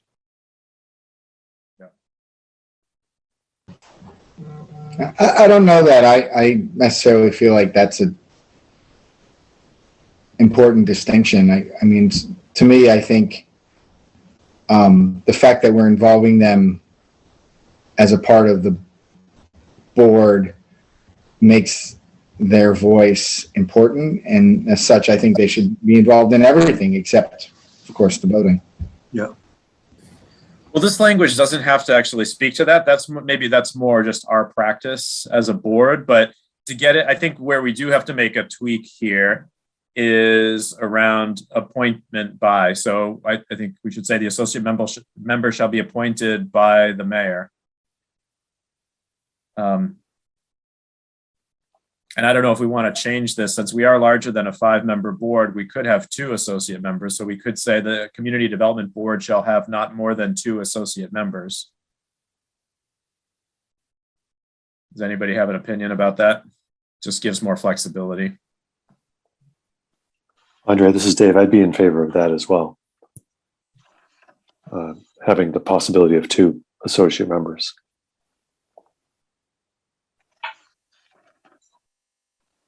I think Alright, that's, and then- well, that's fine. Yeah. I mean, Side. we're short a member right now, aren't we? Yeah. More members means more questions and longer meetings. So, we just have to balance that. Well, I mean, I guess where I was going is, I don't think too many people doing this right now is the problem. Yeah. All right. Well, Amanda, can you scroll down? I don't know if there's any more.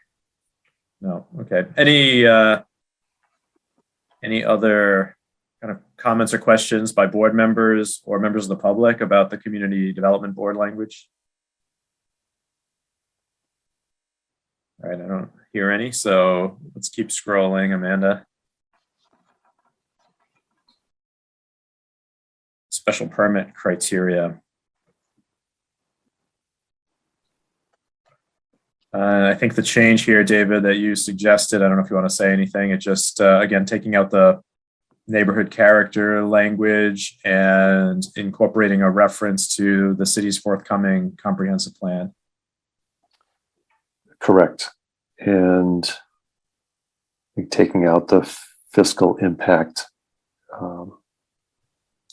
feeling that that's not really at the same level of these other items. But that's a discussion we've been having as well. Yeah, I'm fine with taking that out since we incorporated it into the performance standards and there's an avenue for dealing with it there. But not having it as a threshold criteria. Any other board members with thoughts? Well, let's keep going then. And Amanda, you were just going to check this, make sure this was consistent and correct, the number of days here. Yes, haven't done that yet, but will do. Okay. I think there was just a question we had whether it should be 35 or 45 days. I don't know if Attorney Bobrowski can help us out with this. I was looking at the next section in advance of you calling it. Could you repeat the question? Yeah, so here on the referral, the City Council and Board of Appeals shall forward any special permit application within 35 days. But there was another, I think there's somewhere else in the zoning ordinance, it says 45, down below here, 45 days. Yeah, I don't think 45 days is probably better given the workload everybody has these days. Yeah, but was 35 days, I think the question was if the 35 days is required by state statute. No, there's nothing in the state statute at all about site plan review. The only provision in the state statute about site plan review is added in the governor's recent housing bill, and it says that if somebody appeals a site plan review, you can ask for a bond. That's it. That's the only mention of the words site plan review in the entire chapter 40A. But isn't this deal with special permit here? It's like a site plan review with a special permit. No, please don't. No, there's no such thing as a site plan review with a special permit. And that was one of the major changes that we made. Right. But it says, I don't know, this 11.7.4 here that Amanda has on the screen. In the case of a major project which requires a special permit from the Board of Appeals or City Council, Yeah, Community Development Board shall perform a site plan review and submit its recommendations within 45 And- days. so it's recommended only. So it's by majority vote, which means it's not a special permit. It is a special permit at the other special permit granting authority, but when it's in front of the CDB, it's not a special permit. It's a site plan recommendation. Okay. And we don't have to make that conform to the special permit timeline. Well, if it's 45 days for one and 35 days for the other, I would just make them consistent. That's all. Yeah, okay. Excuse me, Mr. Chair, can we, I just want to ask Amanda a question. Don't we typically give department heads 35 days to comment? And therefore it would be hard to make a 35 or 45 day window for the meeting because there's comments come in, we receive it, we send it out for comment, get comments, send the comments to the boards so they have a few days to review it. And sometimes you just can't schedule it right away. Like you need a 2-week window to be able to schedule a meeting. So in my understanding, it varies a little bit depending on if the board is the special permit granting authority versus if some other entity is. So in the event when they're not the special permit granting authority, my understanding is actually there is that 35-day window for getting all recommendations to the SPGA. So it's 45 days for the community development board to have the site plan review. While it sounds like a long time, I want to make sure it's reasonable that we're giving everybody enough time to do all the reviews they need. Because sometimes it may be like, well, you just looked at the plans, right, and wrote a letter.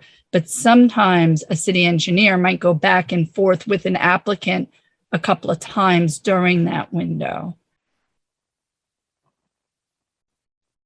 I just want to make sure. And is this section and these times, this is new to our zoning? Because we had always followed everything that just state law and not local ordinance. Well, there's nothing in the state law about referral periods and consequences for failure to act. Okay.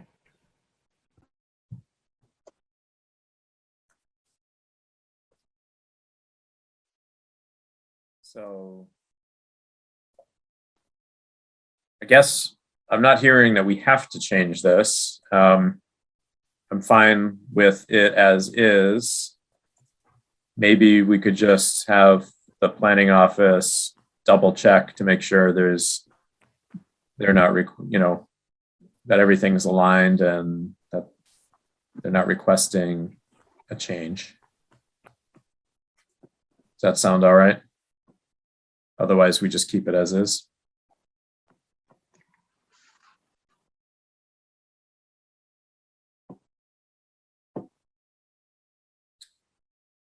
Does that sound good to you, Amanda? You're muted, I think. If you're So sorry, my dog is causing a scene. Yes, that sounds okay. okay. Thanks.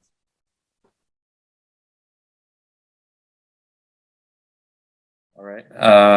Let's keep scrolling down.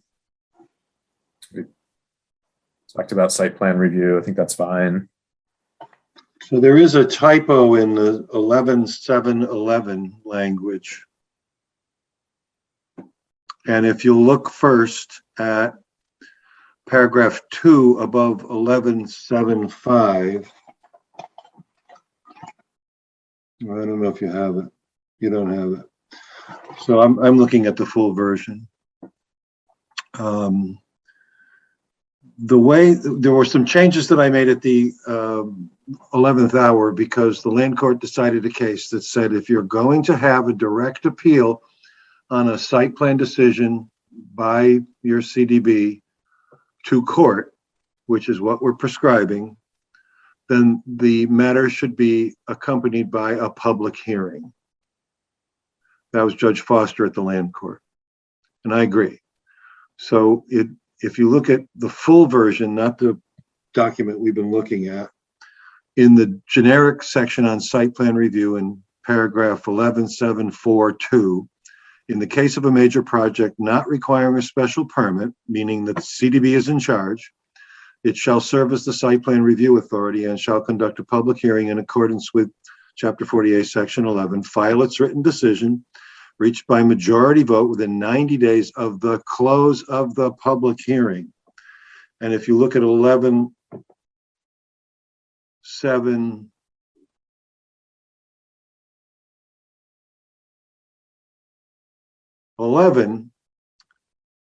at the very end of the paragraph, the board shall file a written decision with the city clerk within 90 days of the close of, no, it's not receipt of the application. It's within close of the public hearing. So that language needs to be consistent between the provision I just read and that language there. So the only thing you do, scratch off of receipt of the application and put close of the public hearing. It's down in 11.711, Amanda.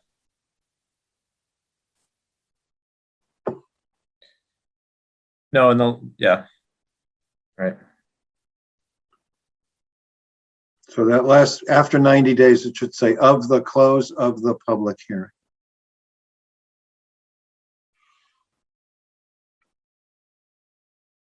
And I made similar changes in 11.8. No, wait, no, Amanda, you gotta undo what you just did there. It's the sentence before that. Oh, I'm not looking at Amanda's handiwork here.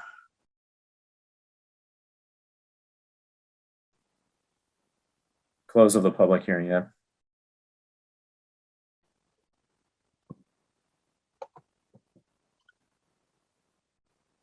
Yeah, of the close, Amanda. Oh, there you've got it there. So go back up to 90 days. Strike close of. So 90 days. Yep, you got it. Great. Thanks. I know it's a lot to, you've got a lot to manage there, Amanda, as in terms of scrolling the document and doing all the technical stuff. So thank you. Yeah. So that's the time standard for a special permit. But site plan review, most importantly, is not a special permit. It's regulation of a use, not its prohibition. It's a simple majority vote. And the bottom line, most people understand site plan review to mean that you can approve the site plan or approve it with conditions, but the powers of the board do not extend to saying no. Yeah. Okay. And that's the major Thanks. change that I worked to this section. All right. Any questions or comments by anyone?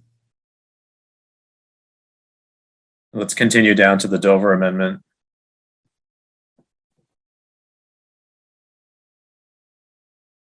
So here, Attorney Bobrowski, you had a change. I don't know if you want to, Yeah, I'm not sure where it is. Let me go back to my version because it's easier for me to see it.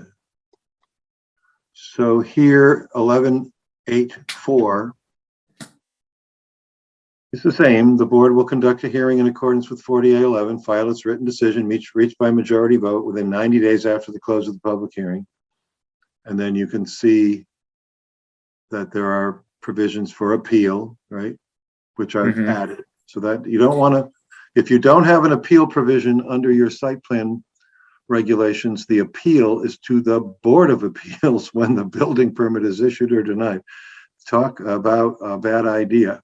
Not that I don't like the Board of Appeals, just waiting for the building permit to be issued or denied is bad enough. So this is a direct appeal to a court of competent jurisdiction, which means the Superior Court of the Land Court. But you got to have a public hearing. Okay. And I think, Amanda, there were a few questions that came in from the public on this section. Is that right? That we wanted to pose to Attorney Bobrowski. Yes. Vic, I feel like you had some questions lined up on this. Yeah. This section, I mean, we've obviously been working with Dover for a long time, but the section itself is new to the ordinance. So Attorney Bobrowski, do you mind walking us through the process for an application? And I have a couple clarifying questions. One being related to 11.8.2 when a site plan review is required. And reading this, I'm not sure if a project not seeking relief, so by right Dover use, would that project need to would that project be subject to site plan review? Yes. Yeah, I think it should be. Okay, so even if it's fully by right, Yeah. it can receive a building permit. It should still go to site plan. I think it should be. And, think of the size of some projects that are Dover related, a high school. Those are still Dover related. So they should go through site plan review. And the Dover Amendment provision here is designed to treat it a bit more leniently, at least procedurally, under our law. It was your Tufts College case, for example, says that educational institutions are not subject to site plan approval. Now that's 30 years old at this point. The Bible Speaks case from Lennox says the same thing. My case, Petrucci versus Board of Appeals of Westwood, says the same thing with regard to childcare facilities. But the genesis here is that Judge Sands at the Land Court decided roughly 10 years ago that a Jewish cemetery, which is religiously exempt under Dover, could be made subject to site plan approval if the focus of the site plan approval was A, the scope was limited. Number one, 11.8.31. In other words, does it qualify? Is it something that's going to be licensed as childcare? Is it truly an educational use? That means it's a nonprofit? And then number two, the only thing that you're really doing this for is to impose those reasonable regulations concerning bulk height, if any, that are consistent with the Tufts balancing test, which is basically, is it a legitimate government regulation? What will the impact be on the applicant? And will there be undue impact on the utility of the campus or the financial burden on the applicant? Those are all written out by the SJC in the Tufts College case. So that's the scope of the test. Okay, thank you. And then if a project, Dover Use project does require relief, it will have to go to site plan review, through site plan review. Will it also then need to go to ZBA? No. It's a one-stop process. Step. The same day that the SJC reported the Tufts College case, they reported a case called Campbell versus City of Lynn, and they specifically addressed that question and said, if the building is non-conforming, you don't need to apply for a special permit under Section 6. If the building is deviant, you don't need to apply for a variance. The balancing test covers the whole matter. And when I was representing Joe Petrucci down in Westwood, the board said I needed a special permit, I needed a variance, and I needed site plan approval. I'm sorry, and I needed alteration of a non-conforming barn. And I said, no, thank you, no, thank you, and no, thank you. And then the case is a pretty simple one. The appeals court in that case ruled that we were correct. So. And then finally, we have denial language in here, but I think you've added some language to clarify that. So can you spend a minute on that?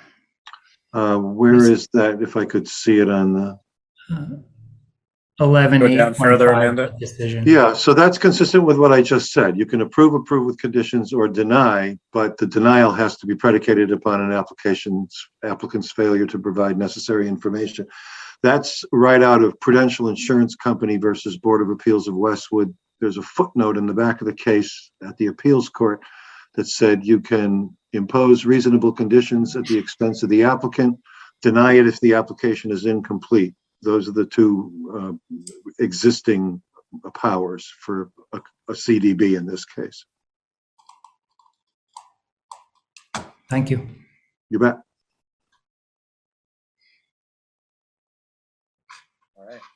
All right.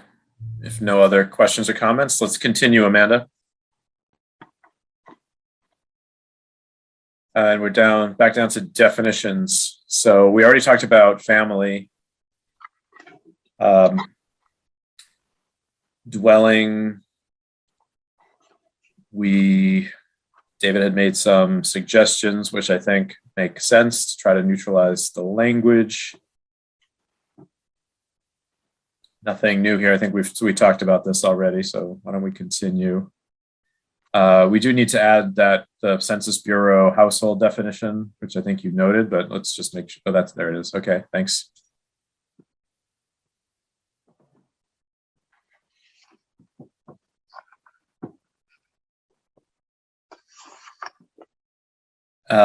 David, you had made a comment about lodging house. Was there any change that you wanted to raise, or?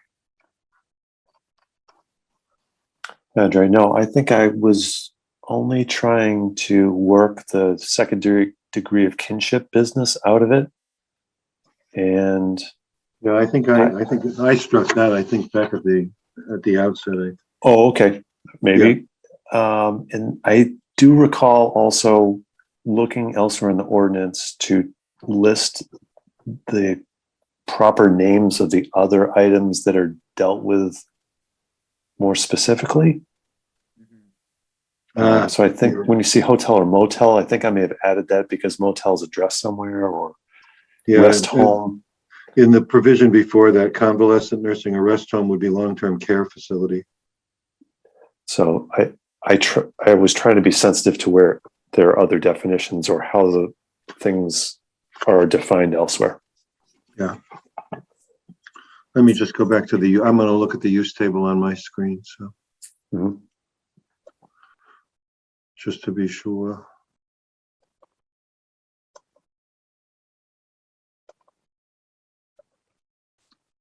Go ahead, I'll catch up. Okay. No, I don't have any other comments about this. I don't know if anyone else does.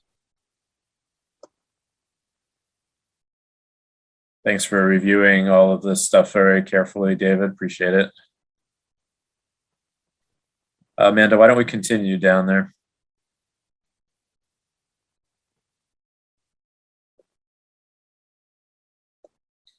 So we have a suggestion for a new definition for open storage. That was suggested by a community member. Just to confirm, the rest home convalescent language ought to be long-term care facility.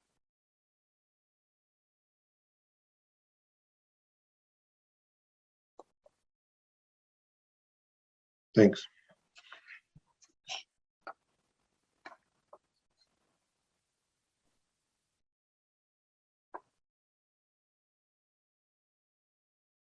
Well, Amanda, you got to finish crossing out the other ones. Nursing or rest home there. And convalescent above that as well. Yeah, she did that one already. Oh, okay. I'm on a different screen. So. Okay.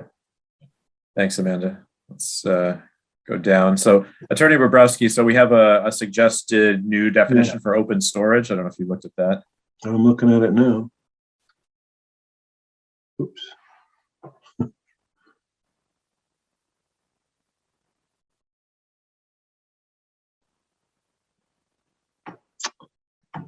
Yeah, okay.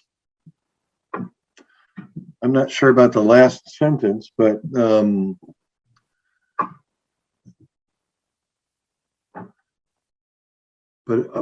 have no problem up until the last sentence. Yeah. Okay. Well, maybe we should just maybe it we reminds me of our last discussion on unregistered motor vehicles.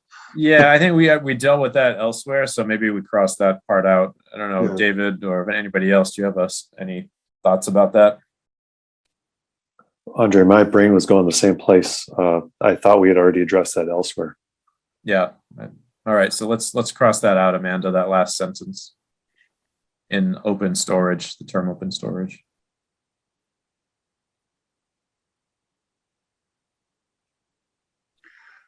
I mean, is it the intent of the definition to limit what a viable commercial entity can store openly?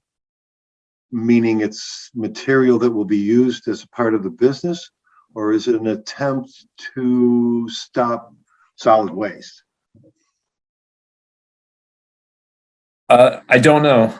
I think that this was a suggestion from a community member, and I think you had also mentioned that the original definition needed some Yeah, refining. I did. Yeah. So I think we would go with your recommendation on this.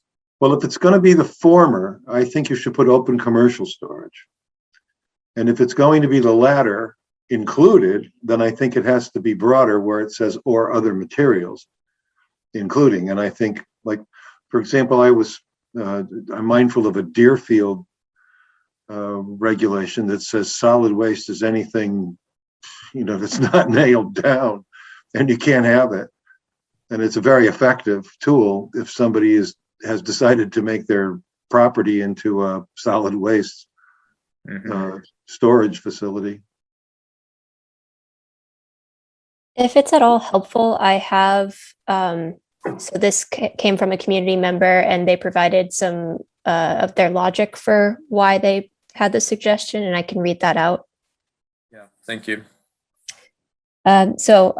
Open storage, uncovered storage in connection with a retail or wholesale establishment or storage yards in which are stored building or other materials, including without limiting the generality of the foregoing, lumber, cement, electrical, heating, plumbing, refrigeration, roofing supplies, and equipment, and as referred to in this chapter, also means a use which is completely enclosed, except for necessary access and roof by an opaque wall or fence not less than 8 feet in height. The term open storage shall include the standing and or parking of vehicles, trailers, and containers for more than 48 hours. And then they offered that recommended change in language. Not sure that clarified much for me. That's some, here, maybe I'll put this in the chat just so people can look at the language. Andre, David? Yes, David. I just pulled up the red line draft and just searched for the term open storage. Assuming that that reflects the full and current draft, or pretty close to it, it only appears in 4 places, 1, maybe 2 where it's actually defined. And then twice it appears in connection with screening and buffer requirements. Yeah. You check the And use that- table. It may not be in my search. Okay, I'm let me do that. Hang on one second.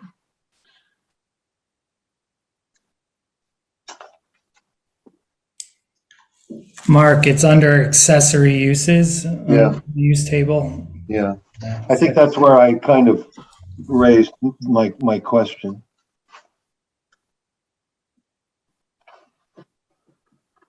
Well, I didn't know what it meant, and so this contribution is certainly a nice step forward.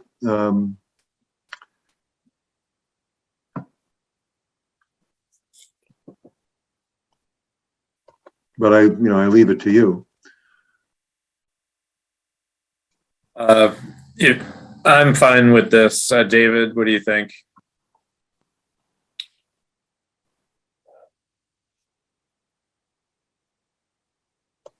I mean, this to me seems like more of a lawyer issue, so I don't have a strong opinion about it. So if it's an accessory use, then we'd be empowering folks to store vehicles not in regular use. I think if we make it part of. I think you'd have to look at the use table to see, which I'm trying to do. Sure. Yeah, I'm fumbling around here. Use table. Okay, open storage.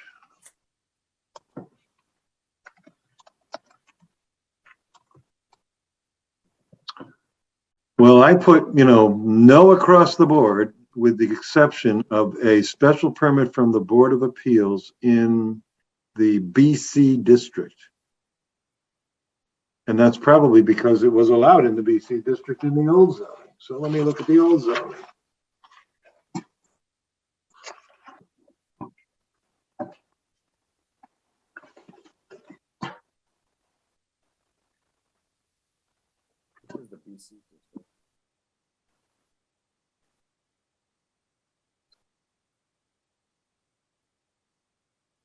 Open storage.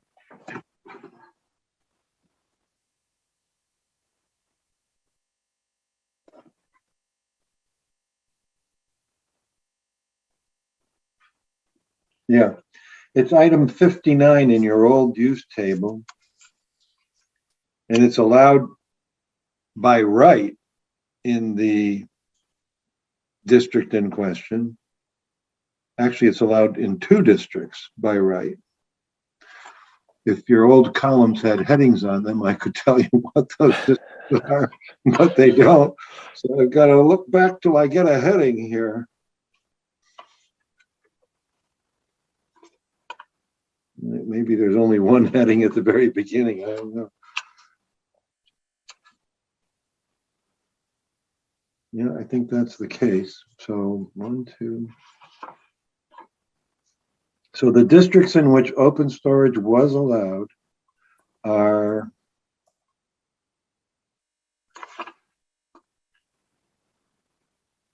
I and C2.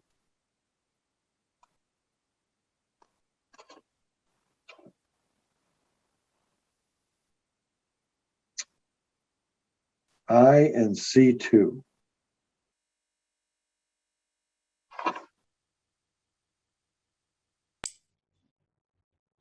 And that's as it is in the use table draft that I'm looking at. Yeah, that's as it is in the old ordinance use table. And the new in the current draft. Okay, yeah, so I just repeated it. Oh, did I make it special permit? Does it say BA or does it say Y? It says Y. It's allowed in both C2 Okay. and I. Okay. And that's what you have. And I don't think that's a good idea. So I don't necessarily want to encourage you to repeat it. Your suggestion would be to make that by special permit? Definitely, yeah, at a minimum. I don't know enough about the districts in question to answer whether they should be appropriate, whether they're appropriate. So.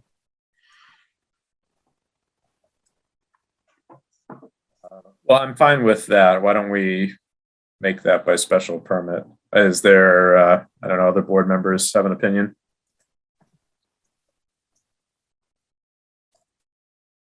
Andre, is that it would be not addressing vehicles, it would just be the building materials, if you will. Yes. Okay. I would be in favor of that then, because it does appear that the vehicles are addressed separately. Well, I guess unless, I mean, this is not a rabbit hole I wanted to go down or ever intended going down on this, but when we say open storage, are they also referring to like car dealerships? No, Is that what I mean, he's trying to get at with this sentence here? No, the more specific controls the general. So there's a specific entry for car dealerships that would control. Okay. Then I think let's just recommend that there be special permit in those 2 districts that they already are by right, and leave it at that. Okay.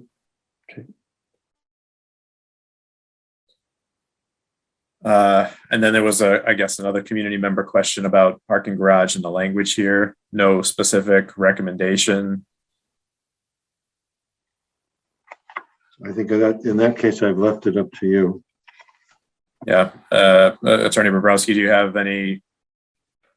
I mean, is this your language or is this existing language? Parking garage or parking area residential? I'm checking.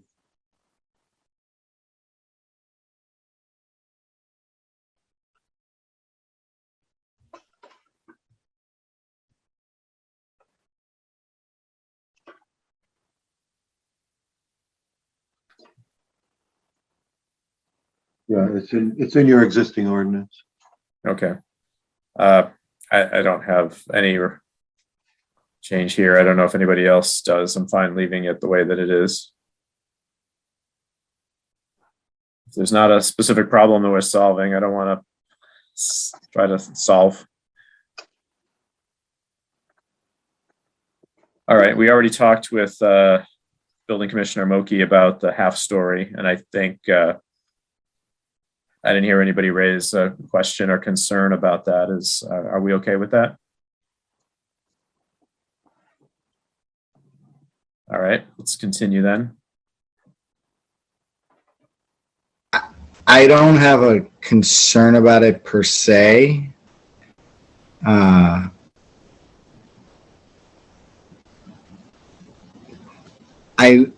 There's a worry in my mind that the way that it's written could possibly allow for a more aggressive form of roof sculpture in Medford. But without like actually like digging in and just really thinking about what the impact of that is, I can't really, but there's certainly it's triggered a concern in my mind that this somehow may allow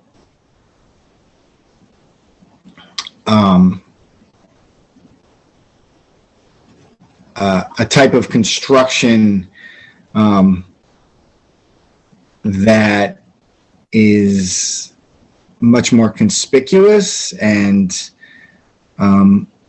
less in fitting with the character of the neighborhood than we already have. And that does cause me a little bit of concern. I should say that I just went through this process myself on my own home where it was a real challenge to make this work and make it meet the requirements. And I worry that this new stating of the law would be less restrictive and allow for things that,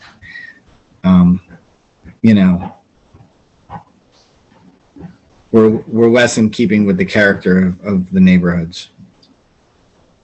I don't know that I have a solution though, but I just wanted to state that.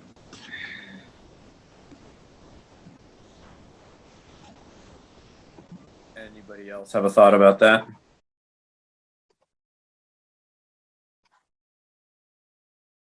Yeah, I see where you're coming from, Kless. I'm inclined to accept the building commissioner's recommended language just because I don't think we can come up with something better right now. Potentially it's something we should flag or the planning staff can flag for the comp plan. I think one way to think about this would be to research what adjacent towns are doing.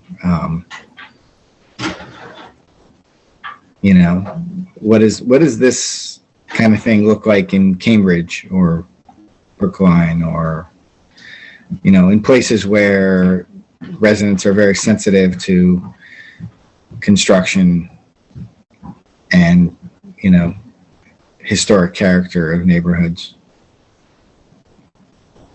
Mr. Chairman, excuse me, but as I alerted you last time, I've got to jump to another Zoom meeting, so I'm going to do that. I want to take a break for 5 minutes before I go roughly 65 miles south. Yeah, understood. Thank you so much, Attorney Bobrowski. We appreciate all the time you've put in. Actually, I'm so sorry to interrupt. Just a quick question. If we decide to collectively continue, which we might not do, it might be good just to have a couple dates from you, Mark, if you're available for one more meeting. Throw out a date. All right. Let me pull it here. I think we had there was the 26th of January. Actually here. Can I actually, let me just interrupt because I do think we're going to finish this tonight. I think we Okay. should. And so I don't even want to go down that road. And I know Mark has to jump off. So let's not Well, do if, this. if you do need the 26th, that is open, assuming we start early, I can do it on that night. But I'm rooting for you, Mr. Chairman. Thanks to all of you for your attention. Thank you, Mark. Thanks a lot. You bet. Bye-bye. Yeah, bye-bye. And so board members, if we do have to go over a little bit, is everybody okay with maybe 10 more minutes? But I think we're close to the end of wrapping up. Okay. So maybe this is something that the planning staff, even if it gets maybe before it even gets to the city council, if you guys want to do any more research on this to try to improve that language with building commissioner Moki and indicate to the city council a better language, that's fine. But I think we'll adopt for right now the building commissioner's language. I do know that Alicia was, is thinking about addressing this issue more comprehensively down the road in a policy way. So let's continuing, add the adult use marijuana establishments to the use table. That makes sense because now it's a use.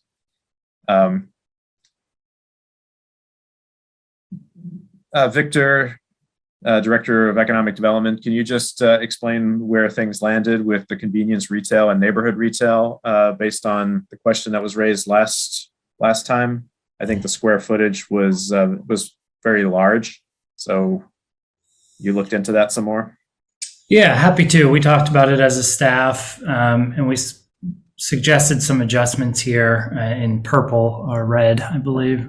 So based on your conversations and actually conversations with, I think with council before it got to you all, the thought was to continue to allow small neighborhood retail, the corner stores, in residential areas, but I think we all agreed that the scale of those stores was a little out of whack. So we looked at a couple around town, and think that the size of neighborhood retail should be up to 2,500 square feet.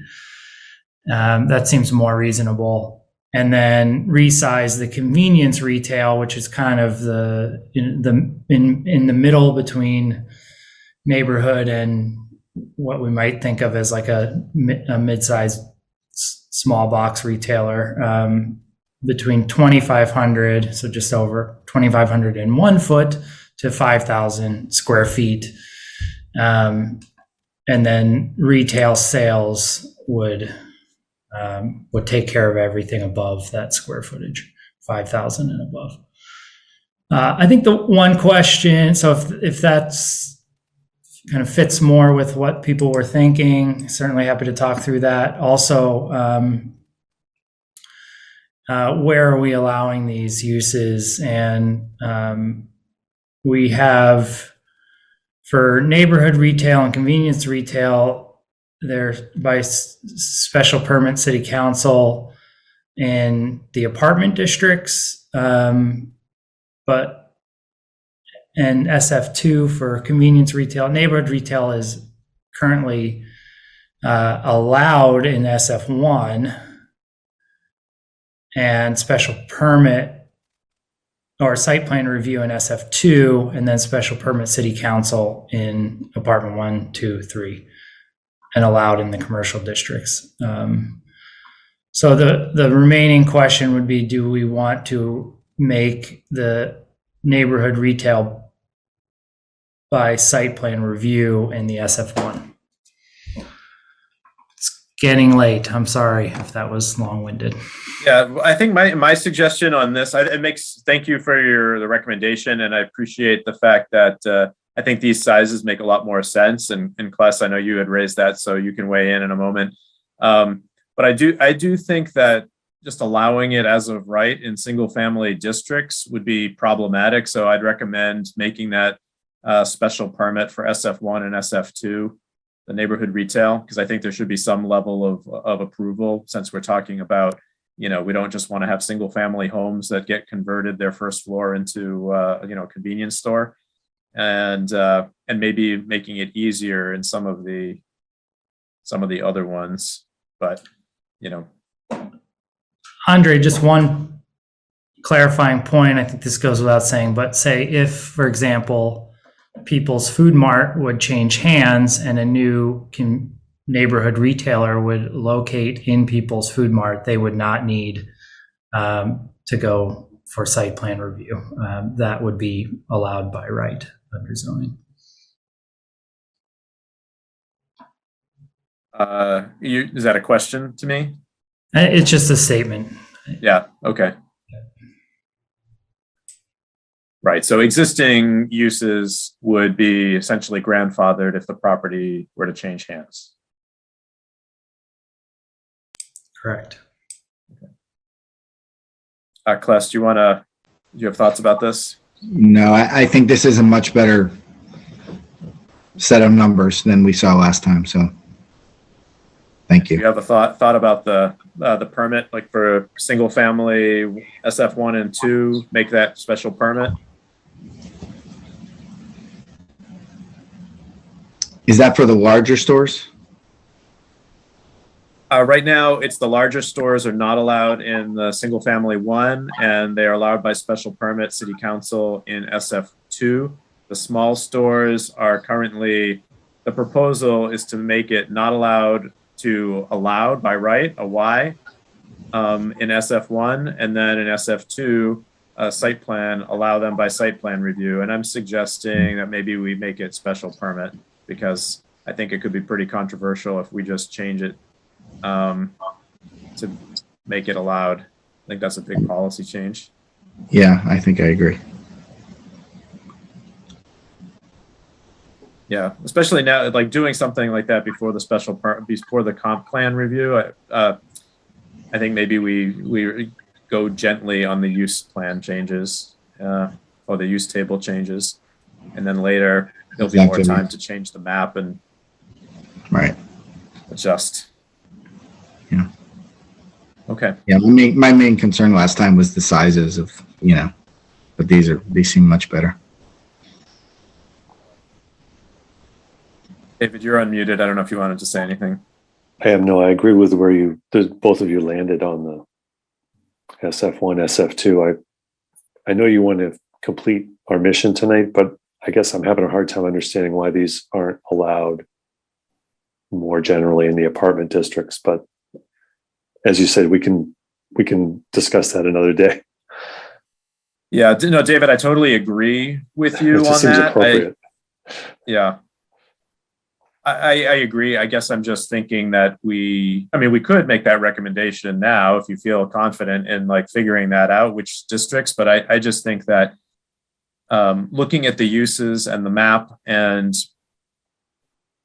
that should, be wait for the comp plan for the most part. I think you're right. It's beyond the scope of what we said we were going to attempt to accomplish. So I agree, but I'm still puzzled. Yeah. Yeah, no, I agree with what you say. I think that should be changed, made easier. I think it might help to know that there's no retail allowed in those apartment districts, like any kinds at this moment. So turning them into mixed uses, it's a bigger change. Not that we don't think maybe it's the right way to go. Got it. Thanks, Alicia. That's helpful. Claes, you were going to say something? No, I was just going to say in those apartment use districts, encouraging mixed use is frankly important. But if it's something that needs to be pushed to later, I'm fine with that. But I would definitely agree that not allowing them is not right, is not smart. So at least it represents an incremental step forward. Not allowed now, but right now we'll be allowing them by special permit under this recodification. So maybe we can go further later, but for now, I think this is probably what we can do. I do just want to raise one thing. These smaller stores are really much smaller businesses. These are not big developments.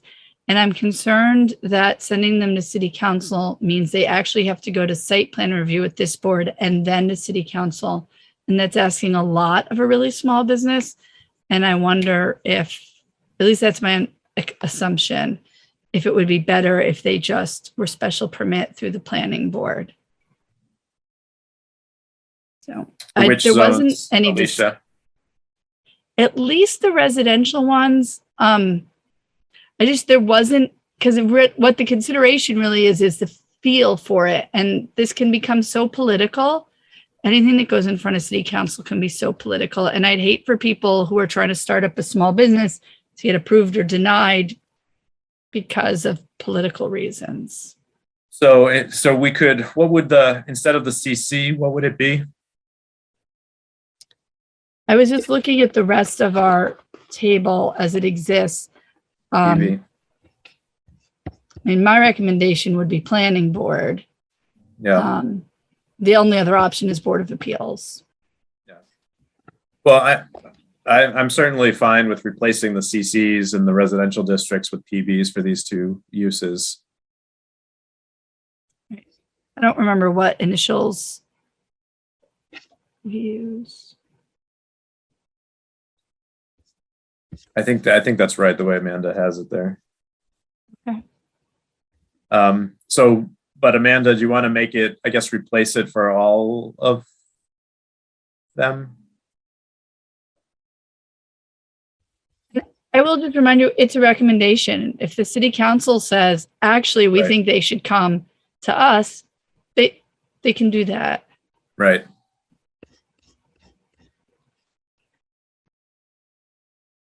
Yeah.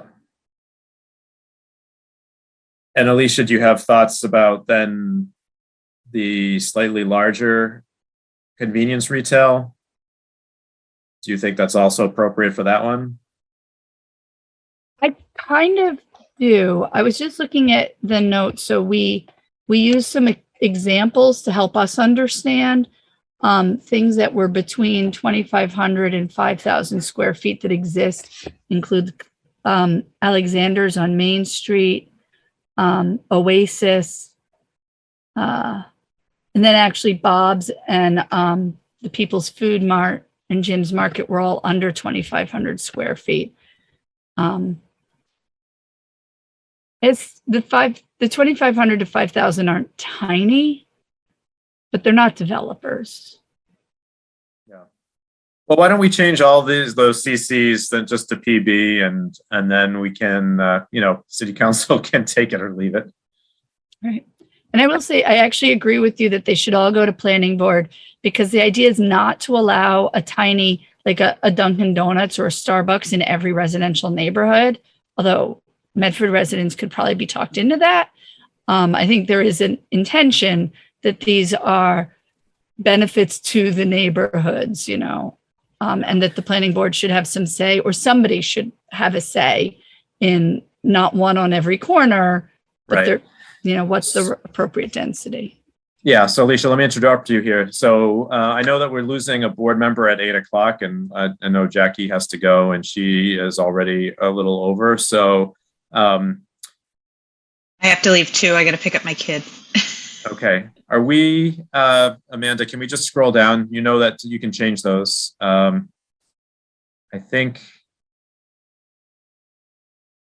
I think these other questions are ones that we're not going to deal with. I was reviewing those with the planning staff earlier, and I think that those are policy changes that are out of our scope right now. And we're not going to deal with, I guess, the 3-story issue either. So I think we're down at the bottom. And then this last change is just a technical change that recommended by the planning staff to bring it more in line with what those heights, the existing heights, actually allow in terms of stories. So I'm fine right now. I think we've finished. If we want to take a vote on sending these recommendations to the city council, and then empower me as chair just to review them with the planning staff once we have the final language. I think we'd then be ready for a vote, but what do you all think about that?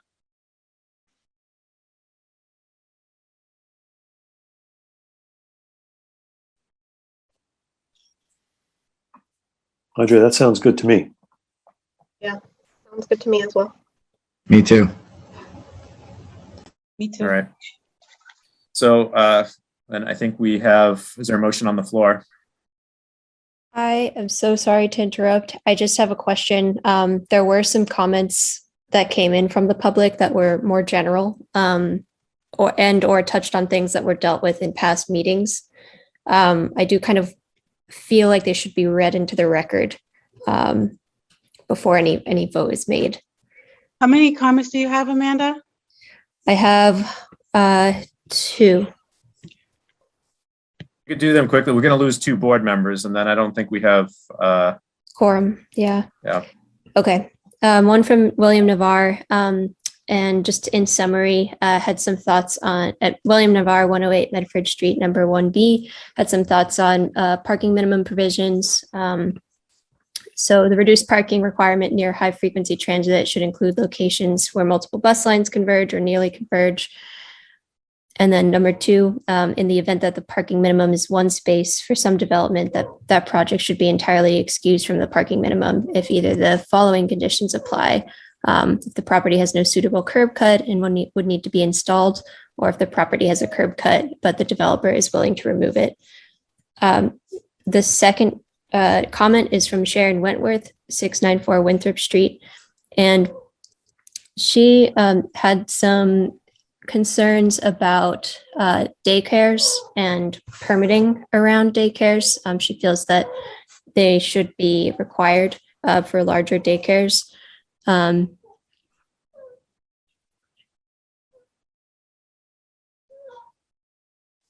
There's supposed to be enough parking for 10 cars in a residential area, and driveways are supposed to be restricted. So how are we accommodating that? What if the state changes the definition of large daycares? What happens then?